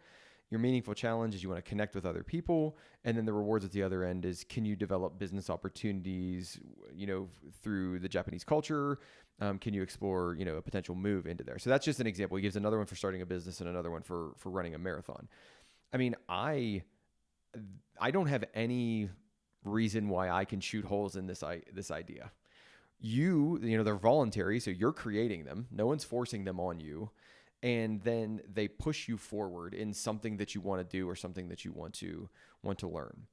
So I actually get another action item out of this chapter. And that other action item is, he says, ask yourself, what scares me but excites me? What would challenge me in a meaningful way? And then do just one challenge at a time. So my next action item is to think about this and then tie that into a voluntary force function. So I've got 2 action items now, Mike, and you have 0. But nobody's keeping track. I just want you to know that. But no. So I get my second action item out of this is thinking about that excites me, scares me thing, and then trying to figure out a voluntary force function for this. Well, I may pass you by the end yet, just so you know. Sounds good. Yeah, so this chapter, there's a couple things that I really like about this. I'll start with something I don't like, the term force function. I've always heard it forcing function. That bothered me too, but I tried to let my engineering brain let it go. So thanks for bringing that back up. Yeah, thanks for bringing that back up. Yeah. I like the recipe for a force function that you shared. And I like the idea of applying these yourself as opposed to putting yourself in situations where this is going to be a lot of pressure and you'll fall on your face if you fail. Like, how do you do this where the stakes maybe aren't so high? That's the idea behind the voluntary force functions, maybe. Although one of them is high stakes, so I don't know. But like, you don't want to, I would argue, consistently sign up for the keynote talk where you have to do it in a month because you don't want to let your friend down and you've never given one before, like he shared in this chapter, I believe. Some of that stuff, like, how can you nudge yourself in that direction without freaking out about it? That would be the way that I would apply that. But there were a couple of specific research studies that he mentioned in this chapter, which I thought were great, which address something that have kind of been bugging me. So the first one, Peter Gollwitzer, who's a professor of psychology at New York University, found that when individuals shared their goals with others, they felt closer to achieving them even though they didn't do anything. Now, I think there is some value in sharing your intentions. But what he's basically saying at this point is that people who do this, they tend to think that because I have talked about it, that is the same thing as making progress. And I've definitely seen where people talk about things and it's almost like that's good enough. They've mentioned this, they've gotten some positive feedback from people like, hey, yeah, you should totally do that. And it's like, as long as they could feel like there's a possibility that they could do this thing, then they don't actually need to take action on it. It's like just talking about it with other people makes it seem like the door is still open. And so they could do it if they wanted to, but they're not really committed to doing this thing. Does that make sense? It does. Are you familiar with Gollwitzer at all? I'm not. No. Okay. First time I heard that name. Gollwitzer is kind of a giant in the motivation literature. So when I was going through Okay. my PhD work, right, studying motivation and things like that, Goldwitzer is a name that you'll hear a lot, and I mean, very very highly cited individual, very very highly Gotcha. cited. So I trust the research from that perspective in terms of he has done a lot of other really good research. This also kind of just makes sense to me face value of like I get that like warm and fuzzy feeling by like telling you, hey, like, hey, Mike, I'm going to run a marathon. Hey, Mike, I'm going to run a Yep. marathon. And Yep. it's like, do I actually run the marathon? But I told you I was going to run it, and I feel good about it because you look at me that way. So it's like I get some face value out of this as well. And that's the thing that kind of bugs me is like I know enough people who will just do that and never do anything else. So I think like calling that out is good, but then he also shares research from Ohio State University which indicated that students were more likely to achieve their stated goals when they shared them with someone they perceived as higher status Mm-hmm. or whose opinion they respected. So the takeaway from this really is share your goals with higher ups. That's the phrase that he used in that chapter, I believe. But I think it probably could apply to the peer champions as well. Yeah, I would agree. People who you care what they think, and they're going to not just dismiss the fact that you weren't able to do the thing that you said you were able to do. That's the key to the mastermind groups that you were talking about earlier, Yep. where I'm sure I'm going to do this. You have to be willing to call people out the next week if they didn't do it. Be like, dude, why did you not do this? Do you have a good reason? That's uncomfortable, let me tell Uh you. huh. Uh huh. Uh huh. But it's also key, I think. I agree with you completely. And the same thing went into my brain is the mastermind groups. I don't know. I don't remember if Pat brings mastermind groups back into this conversation right here or not. But this is the same thing that came up to me right now.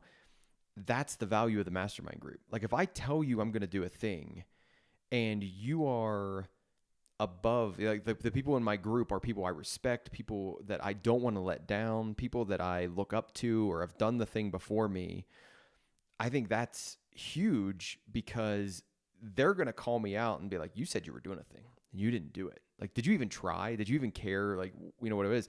But if I just tell like random Joe Schmo off the street, he doesn't care. Like, I know he doesn't care. So I get my little warm and fuzzy for telling Joe Schmo, but I don't ever have to do anything about it. That's not true Yeah. in a group that I'm meeting with weekly or bi-weekly or whatever that might be. So I think you're right. I think you have to have both of those pieces, telling them and telling the right people. Peer champions would probably be a really good example of who to tell.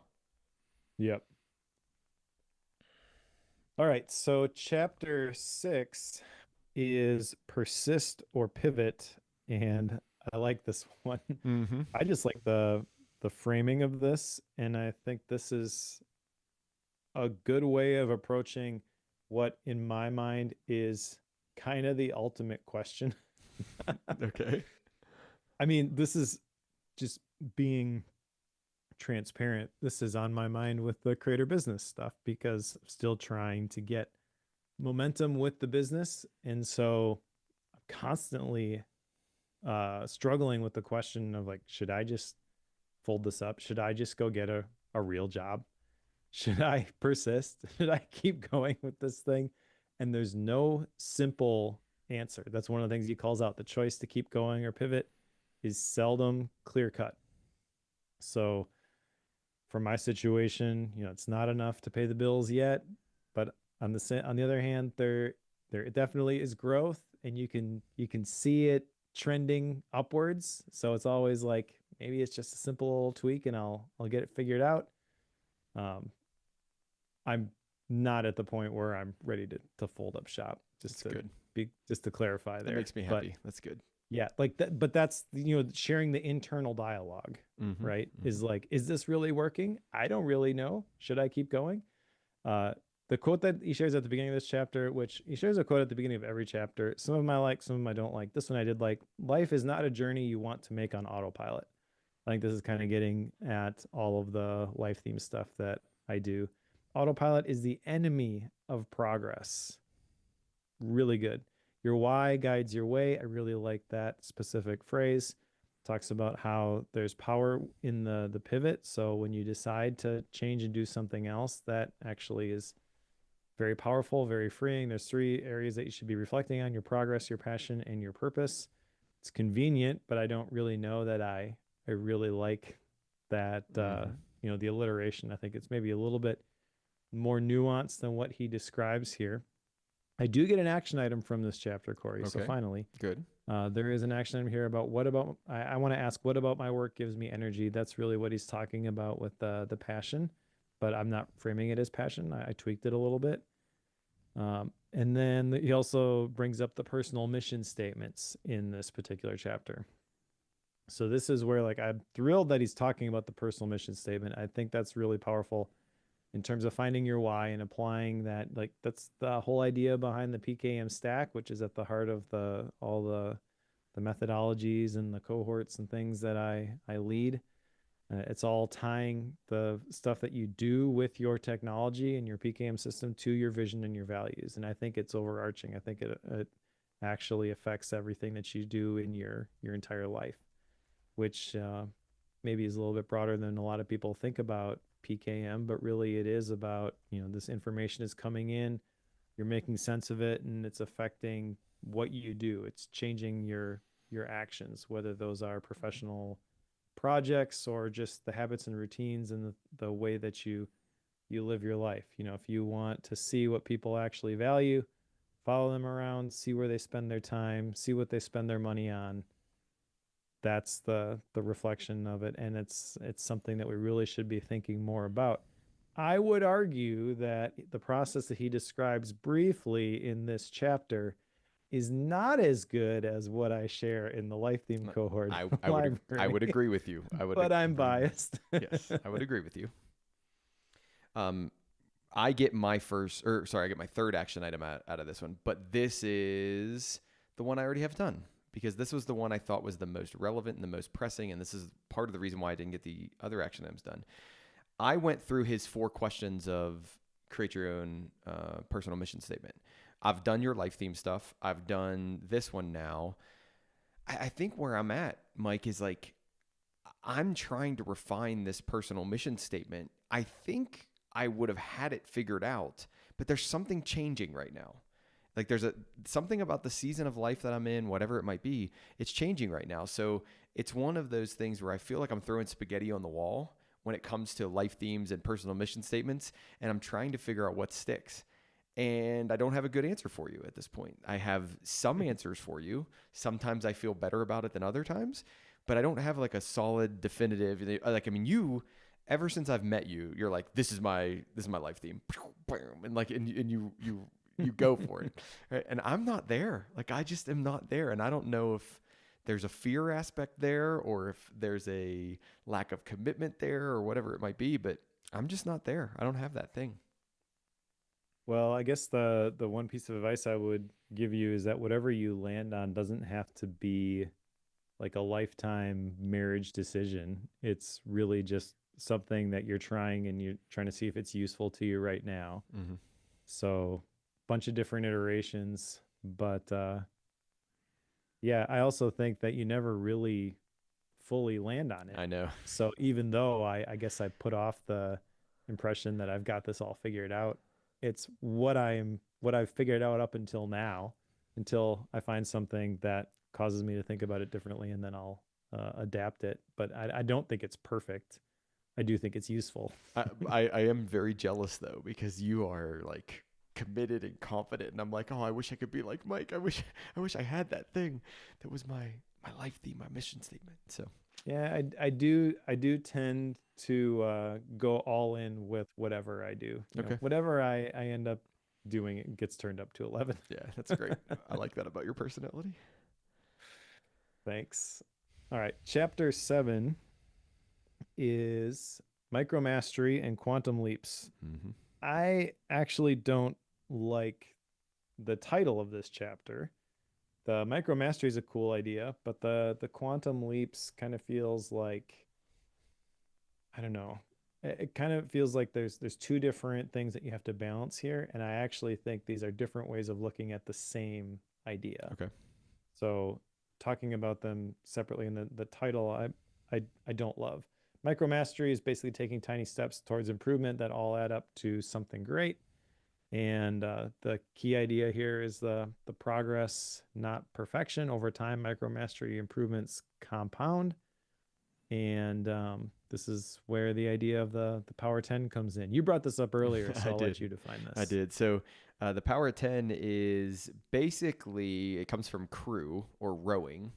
And it's when the team, the coxswain, who is the person who yells at the team basically and keeps them on rhythm, says, "Give me a power 10." And then you do 10 strokes as hard as you can, right? And everybody knows to do 10 strokes as hard as you can. Well, he takes that idea and he rolls it into, do this with your actions or with your goals or with what you're trying to pursue. Plan your goal, organize, work, evaluate, and then recover. I didn't see this one coming, Mike. I don't know if you saw it coming or not. I didn't see coming that he was going to do POWER, right? And make, and I was like, oh man, I got smacked right in the face with that one. But like, that's the plan, organize, work, evaluate, and recover. I think this is effective, and I think I use this, but I don't think I would have ever thought to use it systematically. Like, I think I just randomly use it.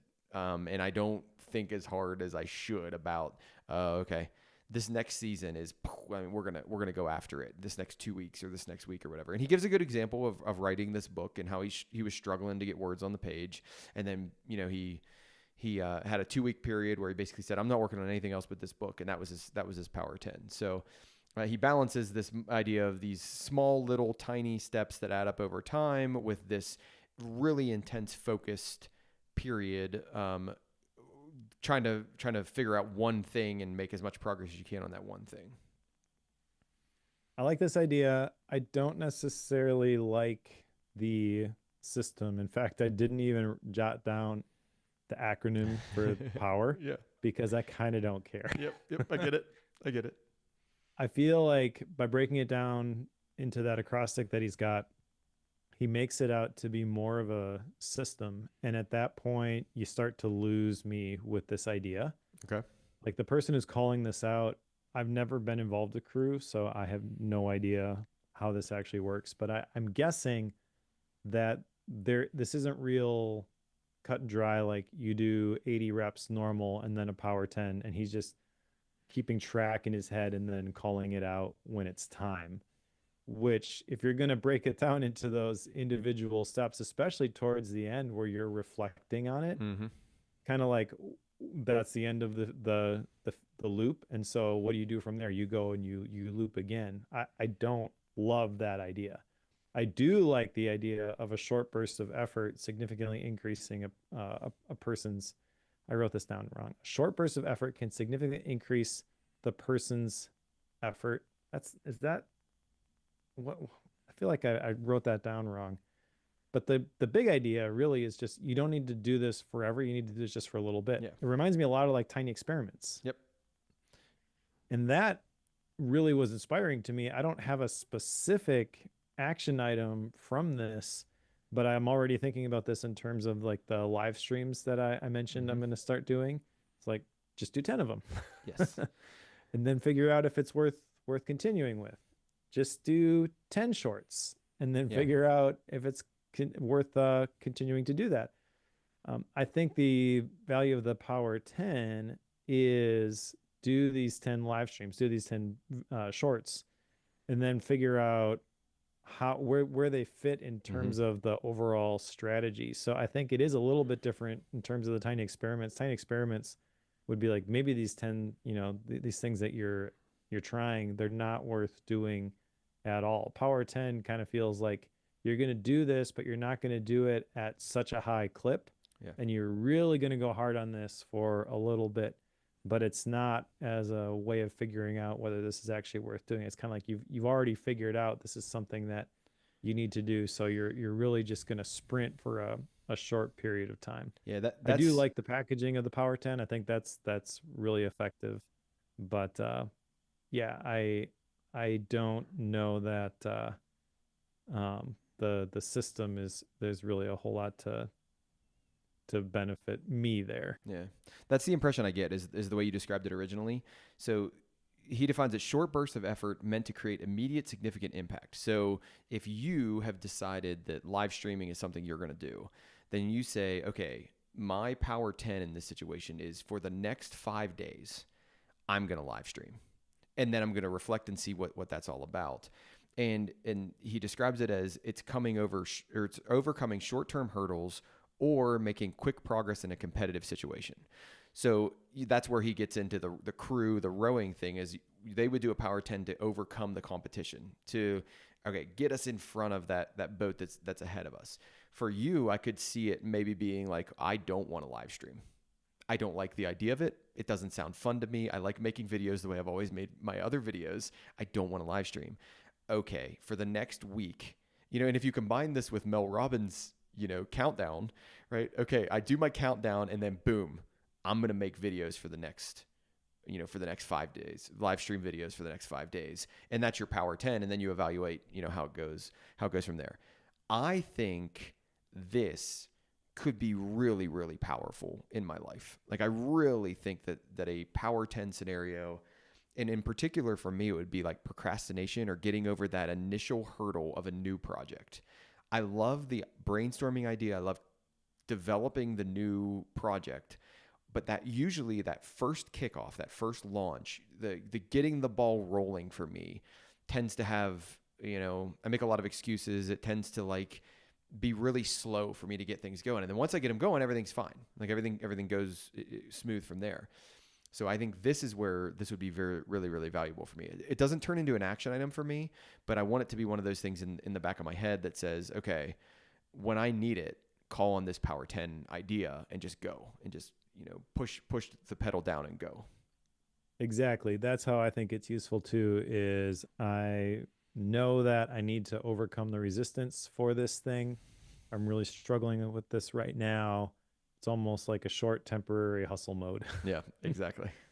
Yeah, exactly. Which, I mean, just in describing it that way, there's dangers with that too, because I feel like once you get past that initial power 10, you could be like, okay, now it's power 10 again. Now it's power 10 again. Yep. So and then you you're got to be wiped. careful because you can burn yourself out. But Yep. I do think it's an effective metaphor, and definitely something that I want to apply. Partly because I feel like I'm in a season where I do have to push a little bit harder than normal in some specific areas. I want to be intentional about it. I don't want to do it forever. I don't want to burn myself out.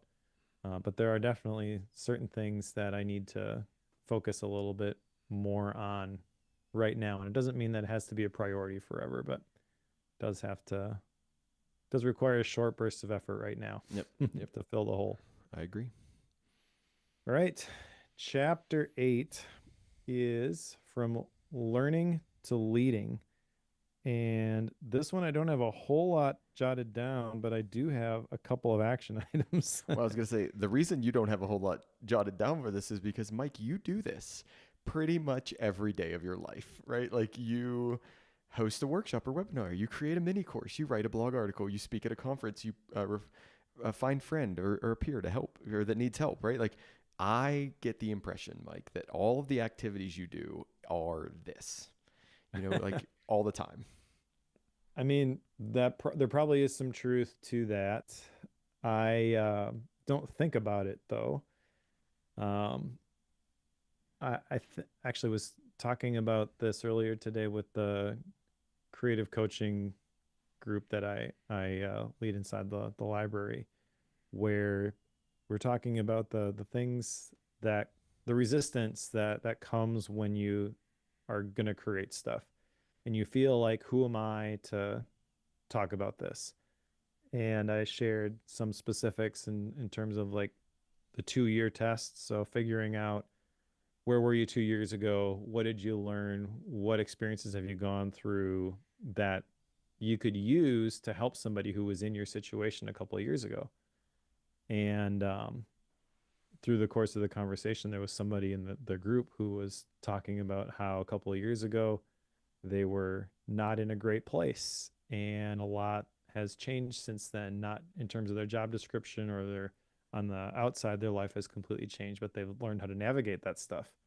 And I shared a story about how someone reached out to me after I wrote my book, which I don't even want to link to because I wrote it so long ago, and I'm actually like kind of ashamed of the quality. If I were to write it today, it'd be totally different, and I honestly believe it would be way better. But it significantly impacted at least one person's life who wrote me this big long email about, I was ready to walk out on my family and I was contemplating suicide, and this is the thing that just completely changed my perspective and completely turned my life around. And like, I haven't changed millions of people's lives. I've changed at least one life that I know of from that email that I got. And as I was talking to these people about the things that you've learned and the things that you've gone through, you may not think it's like that big a deal. You may feel like I do about that book still being out there. Like, I kind of don't want it in its current version. I don't want people to find that. Like, that's not the first thing I want them to encounter about Mike Schmitz anymore. But also, I can't hold that back. I've thought so many times about just taking that down, and like, if it's that impactful to at least one other Hmm. person, that's selfish of me to not share that. Yep. Right. And really the thing that I was hitting home with people who feel like I don't really have anything to share is I felt that way. It's easy to share something and you get all the negative feedback. And the thing I remember, the thing that keeps me up at night is not, the warm fuzzies about that one email that I kept. It's all of the nasty YouTube comments. Yeah. It's all of the Yeah. bad reviews. Those are the things that I naturally just turn over and over and over again in my head. And that sort of thing often can keep you from sharing in the first place. But if you have something that can be of value to somebody else, I believe it is your responsibility to create something and share it publicly. So I was frantically searching for it because I called out one thing and I put a big exclamation point by it. You don't need to create something that changes the whole world, just somebody's world. And I was like, Yeah. man, what a good statement. And it's exactly what you just said, right? Like, it may not have changed the entire world, but man, you had a really, really big impact on somebody's world. And that's awesome. Like that's something to be proud of and something to take home. And I think it's a reason to leave it up there. But Yeah. I get that the negative stuff hits you harder. It always does. What do you Right. think of the idea of, and you and I have talked about this a little bit in the past, but he throws out the idea of work in public, learn out loud, Hmm. and this idea of like doing things in a public way. That way, people are giving you feedback live and they're seeing that, and you don't always have to look so completely clean and completely polished. I don't know whether it's the stage of life that I'm in or what has broken down in my personality, but I'm adopting this more and more. And I'll give you an example. So I wanted to play around with making YouTube videos around this grant that I'm working on at CCU. So I was just like, well, heck with it. I'm just doing it. Like, I know they're not going to be the best videos ever made. I'm going to edit them myself. I'm going to try to do lower third. I'm going to try to throw in images in there. And like, I'm going to try to do it all. And I'm not even going to make it like super hard for myself. I'm just going to do it in iMovie. Like, I'm not even going to pick like a big complicated editing suite that's going to, bottleneck me. So I end up doing this and I haven't gotten a ton of feedback on them, but like, this is very much a just work in public, do the thing. The videos will hopefully get better as you make them and see what you get out of it. Like, what do you think about this idea and approaching projects that way? I love the idea. I think it's really important. I think it's the right approach. The thing that the missing piece, I think, for like what you're describing, and I'm not trying to say that you're not considering this, but I think the mistake I see people make is thinking that if you just show up and make stuff, that you will automatically get attention, get Mm-hmm. followers, and get engagement. No one owes you anything when you make something. Yep. So you have to constantly be considering, who am I making this for? How how am I trying to help this person? What problem am I attempting to solve? And that's where you get into all of the data and the concepts of Yeah. the title and the thumbnail. And people who are getting into this, they're like, I don't even want to think about that. I just want to make my thing. I'm like, okay, fine. But you have to, if you want to scale your impact, at least consider these things. Yeah. You don't need to go complete clickbait. You don't have to optimize everything for SEO, but you want to do things that indicate that, hey, this is something for this type of person so that the algorithm can work in your favor. That's why I love YouTube. I think YouTube is the one social media platform where the algorithm is actually in alignment with the the content Yeah. creators. I can see that. Like what they want out of the platform is the same. So yeah, I think it's a good approach. I mean, one of my action items is to share my work on social media.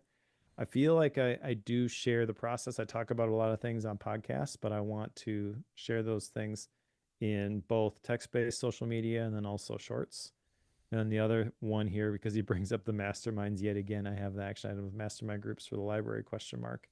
I hesitate to commit to this because I think it's going to be a little bit of a heavy lift. I'm going to have to be pretty involved in it initially, creating the structure and the systems for like, this is how you run these. But also, I've done this sort of thing in the past. Hmm. So maybe it's not as big a deal as I'm making it out to be. Yeah. I'm ready to go to the conclusion if you are, Mike. Cool. Well, there's one other thing I jotted down from this, which I thought was brilliant. No action item associated with this, but he talked about the difference between asking your kids about, what happened today at school, and then the question that he asks. Do you remember what that question was? No, I don't. Well, I love this. What did you learn today that you could teach me? Ah, yeah. That's really good. Yeah. Yeah. So if you're trying to have intentional conversations around the dinner table and you have smaller family members who are not engaging, you may want to try that approach. I Yeah. think that's pretty brilliant. That is pretty brilliant. Okay, so the conclusion, you know enough to begin. It's kind of it in a nutshell, right? Um, one of the things I jotted down from this particular section was that we're never ready for the challenges before us, and that's actually encouraging to me because I feel like you look at other people, I look at other creators online, and I feel like, oh, they've got it all figured out. They don't have it all figured out. This is an encouragement that um, you just have to step out there and engage with the struggle, and that no one is ready for that when they actually have to figure it out. Talked about how traditional education models are struggling to keep up with rapid advancements. And I think that's one of the things that Hmm. made me a little bit nervous to discuss this with you No, it's today. true. It's 100% true. Yeah. And I don't think that's necessarily a bad thing, by the way. It's really, where do we go from here? Yeah. Are we going to adapt? Is the traditional post-secondary educational system in the United States going to meet the needs of the people that it is serving, or is it going to go the way of the dodo? Yes, exactly. Yes. Yes. um, That's a valid I statement. like the encouragement that the ability to learn quick is a critical competitive advantage. If you're trying to figure out what is the thing that's going to help you be successful, this maybe isn't obvious, but I think it's 100% accurate. And then I have one additional action item from this. Okay. At the end of this, he talks about that companion course. I want to check that out. I know nothing about this. I don't know if it's free because you bought the book. That would be my guess, but it would shock me also if it's a paid course because Pat makes quality stuff, Yeah. and a lot of his courses are paid, and I've gone through them before, and they are really, really good. He knows what he's talking about, so I want to check that out. Awesome. I don't have much from the conclusion other than get to work, right? Figure out what the thing is you want to learn and get to it. Like stop procrastinating, but also you don't have to like save the world with it. Take that small piece, that small action you can make today, get started and go from there. So I was very happy with the conclusion. I was very happy with the entire book. Honestly, I thought it was a really well done and really well put together book. But now we're getting into style and rating, so I should stop. Yep, don't go there yet. Yeah. We got to do action items first. So I guess that's the place we'll go next. I actually have, let's see, I've got looks like three, maybe, no, four total. So the first one was to answer the question, what about my work gives me energy? I am not going to do the first one that I jotted down about the inspiration matrix. The more I think about that, the more I think that's really not all that valuable to me. Smart move. Uh, I also want to share my work on social media. I've been doing this a little bit with the library. Like I shared a newsletter not too long ago about the creative writing workflow. We may have even talked about it in the last pro show, I think. Some of the stuff I figured out with Obsidian. I wrote about that for the library first, then did a newsletter. I got to just take it the final 10 yards, break it up and share it on social media. I want to think about the mastermind groups for the library. And then the last one, I want to check out that companion course. I feel like the stuff that's in this book is really good. I could see Pat going deeper on this stuff in the companion course, which I think would be a worthwhile time investment. Yeah. Based on what we read so far. Yeah, I can't commit to the companion course, but I thought the exact same thing about the companion course. Is I actually went to the website, looked at it, and was like, am I able to do this? Like, do I have time to do this right now? But I don't think I can commit to it right now. So sure. My three that I'm going to commit to are brainstorming, create a mastermind group. I'm more focused on the brainstorming the creative mastermind group for the next recording. Can I figure out what that is, and do I feel good about that? Because I think creating it is going to take a little longer. I think I might be able to reach out to people and ask them, but I don't think I might. I don't think I'm going to have that nailed down by the next time we record. I think the next action I'm going to have is what scares me and excites me. How can I develop a voluntary force function for this thing? I think I'll be able to do that one. I think I'll be able to figure out that thing that needs to move forward. I think this ties into action items later in the book of basically just getting started on something and doing it. So I didn't create a second action item for that, but I want to develop that voluntary force function for the specific thing that I want. And then I did already his personal mission statement activity.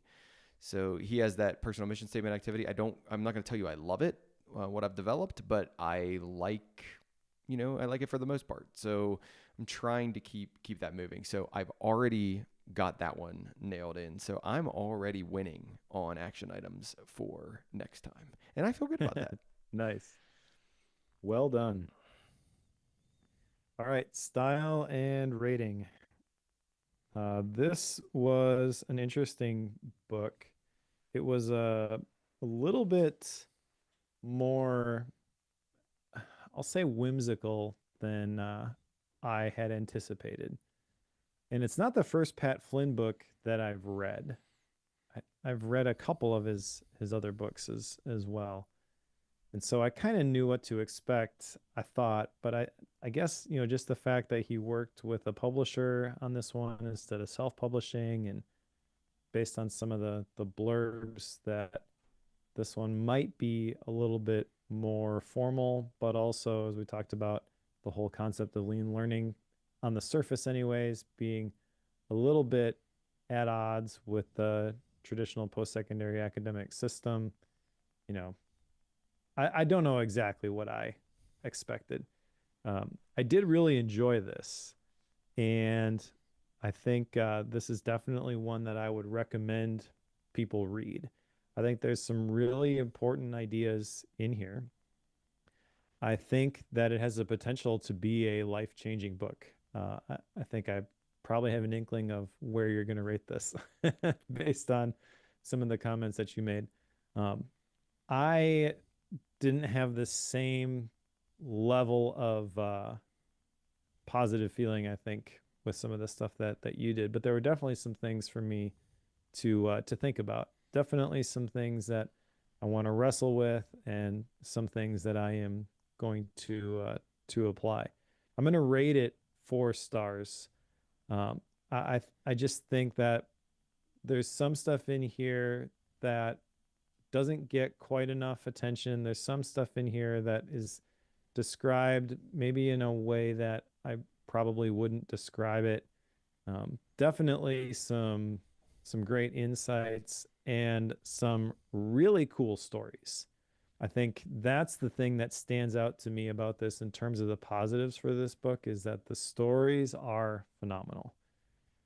Just his story at the beginning, which I don't think we really even talked a whole lot about, but how he got into this in the first place. He was an architect who got let go. And so he's like, what am I going to do? I'm going to create a course that's going to help people pass the leads exam. And he starts selling that online, and that leads to smart passive income. And he explicitly calls out in the later chapters, what would my life look like if I had not been let go? Yep. If I didn't have to wrestle through that particular moment. That way of thinking about things, you know, that is the valuable part of this book.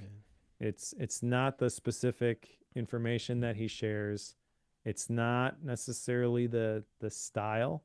You know, the dad jokes are definitely Pat. I'm kind of indifferent. You know, I'm a dad, so I guess on one level, like, they're kind of funny, but on the other hand, it's like I don't think that really adds a whole lot to the book. I probably wouldn't have included them if I was writing it, but I don't know.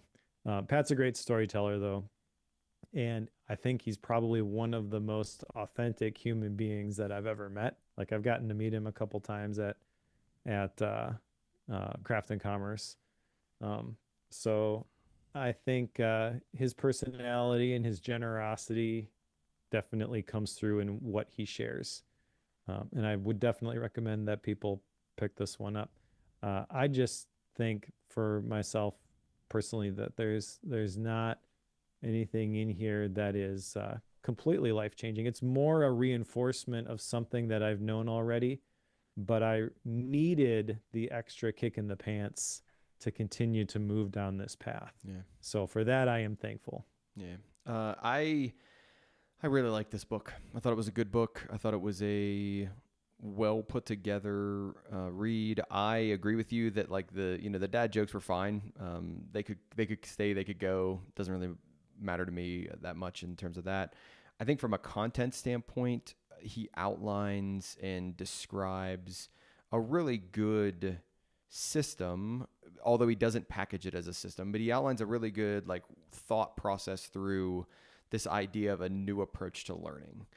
He's very, very specific in terms of what he's trying to do. He's trying to overcome, I think what I would say is the traditional education system, right? He's trying to overcome this idea of like pump a bunch of stuff in there and then go out and do the thing, where he's more saying, pump in what you need to know, do. Pump more, pump more, pump, do, right? So he's got this new, different way of thinking about it. Oh, I shouldn't say new, different way of thinking about it. He's describing a way that most people haven't thought about it.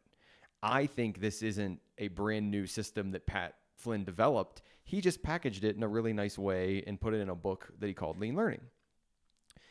I think the one knock that I'm going to give this book is, I think it's very still, there's this underlying theme of creator content and passive income content and those type of things.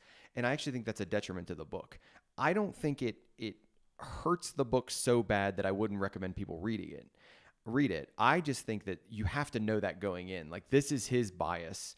He's going to come in with this idea of creating things for the internet. And that's what he's done, and that's what he's good at, and that's where a lot of the stories are going to unfold. And maybe I'm remembering that too harshly, but at the same time, like, that's what my takeaway is it's this idea of this creator content. And if you're not in that world, this gets really, really, it's harder to connect with the book. I think it's harder to connect with some of the examples.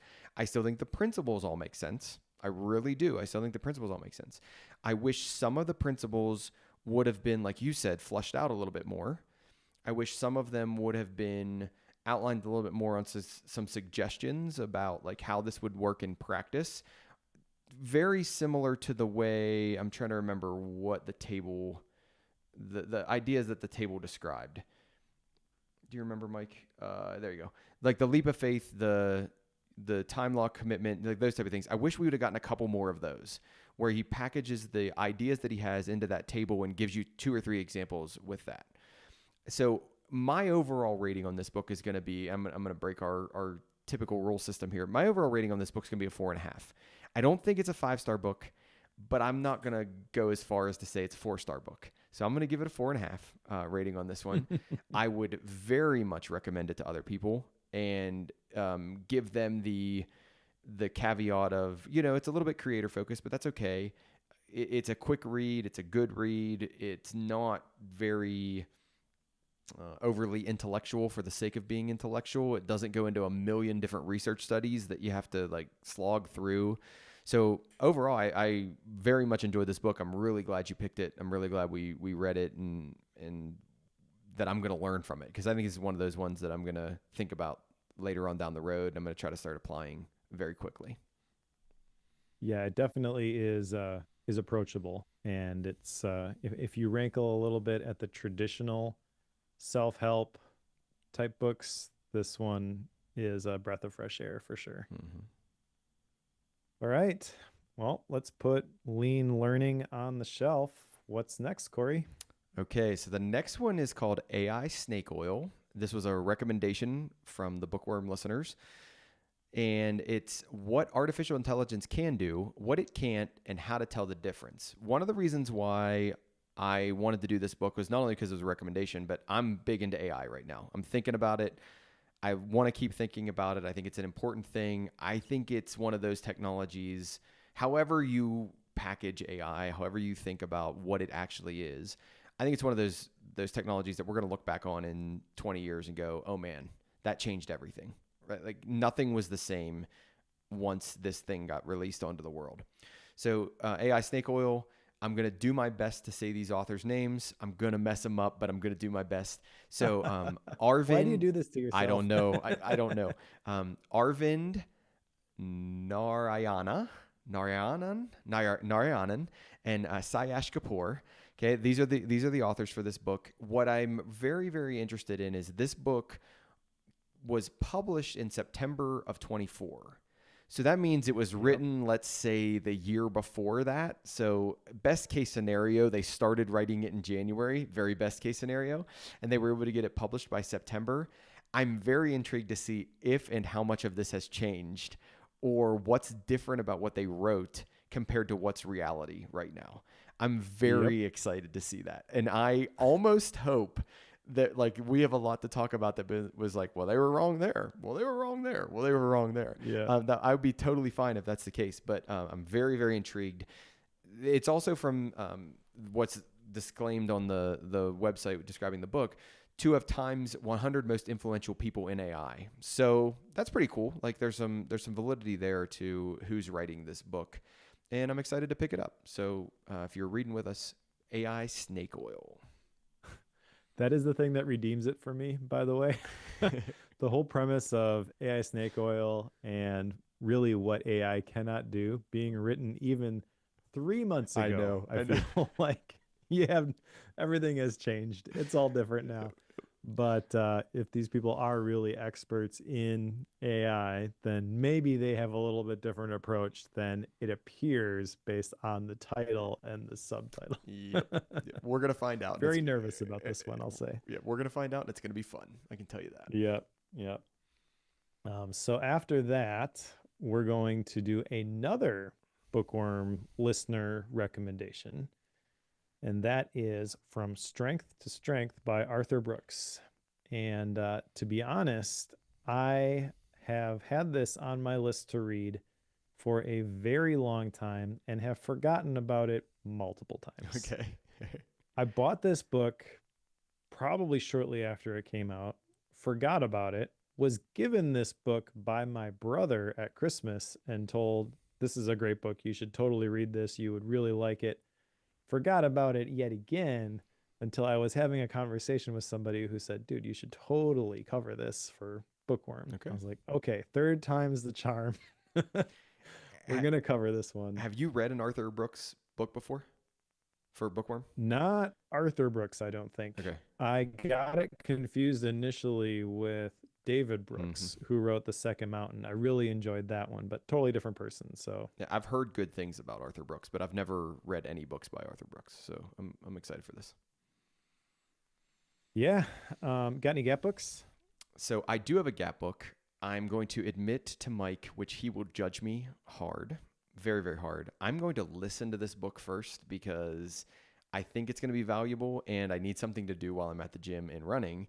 So I'm listening to this book first. So I'm counting it as a Gap book. Mike, you can take it off the list if you, or off the sheet if you want to.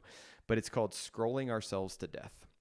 And this is one of those books where every chapter is written by a different person and it's meant to mimic Amusing Ourselves to Death by Neil Postman, which is a book about technology and the impact of technology on society and media literacy and those type of things.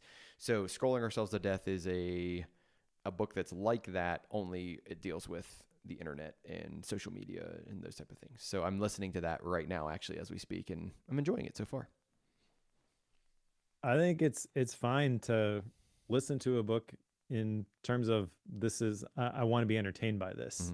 I don't think it's okay to listen to a book and say, "Well, I have gleaned everything out of this Yes. book. I have read the book, putting my stamp on it, taken everything I can out of this."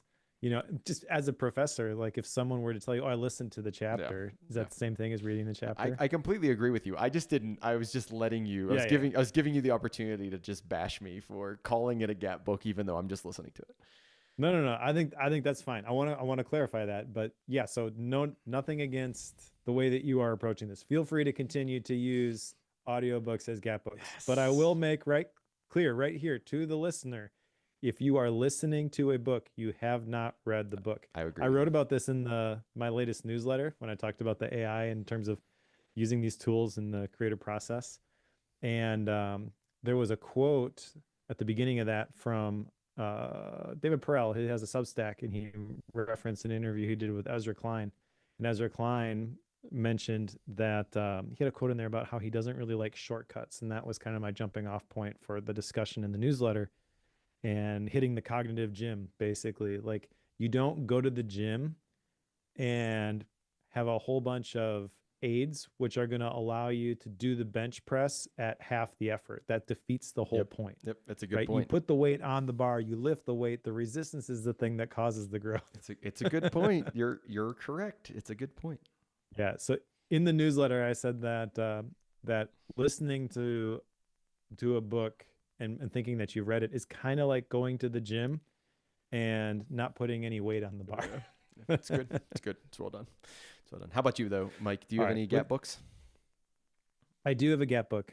So one of the things that I like to do when we go to Woodstock for Macstock is go to this bookstore, which is in the little Woodstock Square, called Read Between the Lines, Lynes, based named after the owner. While we were there, they had their 20th birthday party, so they were having a celebration, being in business for 20 years. But every time I go there, I buy a book, just to support the local bookstore. The one that caught my attention this time is a book called Moonshot, a NASA astronaut's guide to achieving the impossible by Mike Massimo. I have no idea who this is. I just like the framing of this. Nice. Like, one of the things I got just from the little blurb is that a 1 in a million shot is not a zero chance, and basically the encouragement to go for the the way out there uh moonshot. That's it's Yeah. in the title.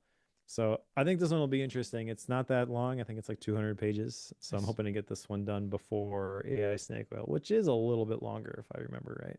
I think it is. I don't remember exactly how long it is, but yeah, 360.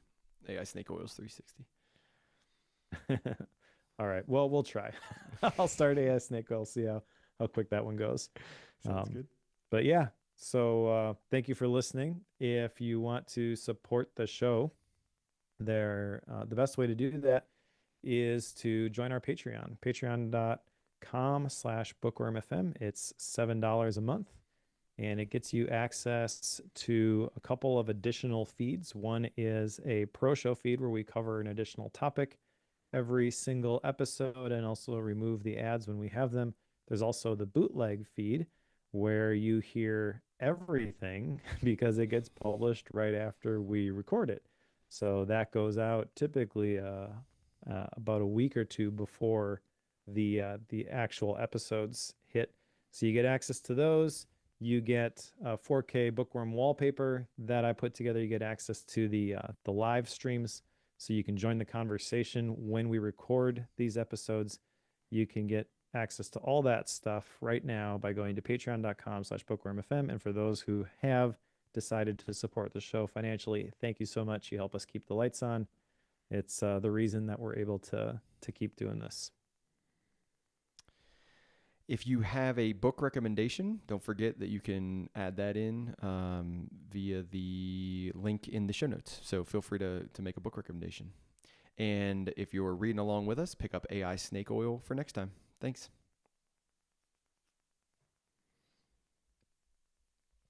Do you know what I need, Mike? What's that? I need us to do the closing. Like, I need to write down the closing in like a toggle, not a bullet point on the Notion guide. Sure. Because for some reason, like, my brain just blanks. I know you waited for me to do the closing. And I was like, yeah. So we can do that, just assign each of those sections. Yeah. Like for next time, the pro show promo could be you, and then I would be the closing. So it would look something like Mike : closing, because it would be my book. Yeah. So I think that makes the most sense. A person who is picking the book for next time does the very last thing, and then the pro show promo could be the other person. And even that we could probably tighten up with some specific bullets. I tried to keep it short. I think we both tend to ramble a little bit at that section. Well, and I think it's because we're tired, right? Like, so hold on. Yeah, I mean, we're 2 hours into a recording. This is the third recording I've done today. So. Yeah. To the live stream, definitely folks. losing steam by the end of the day. Yeah, me too. To the live stream folks, see ya. We're heading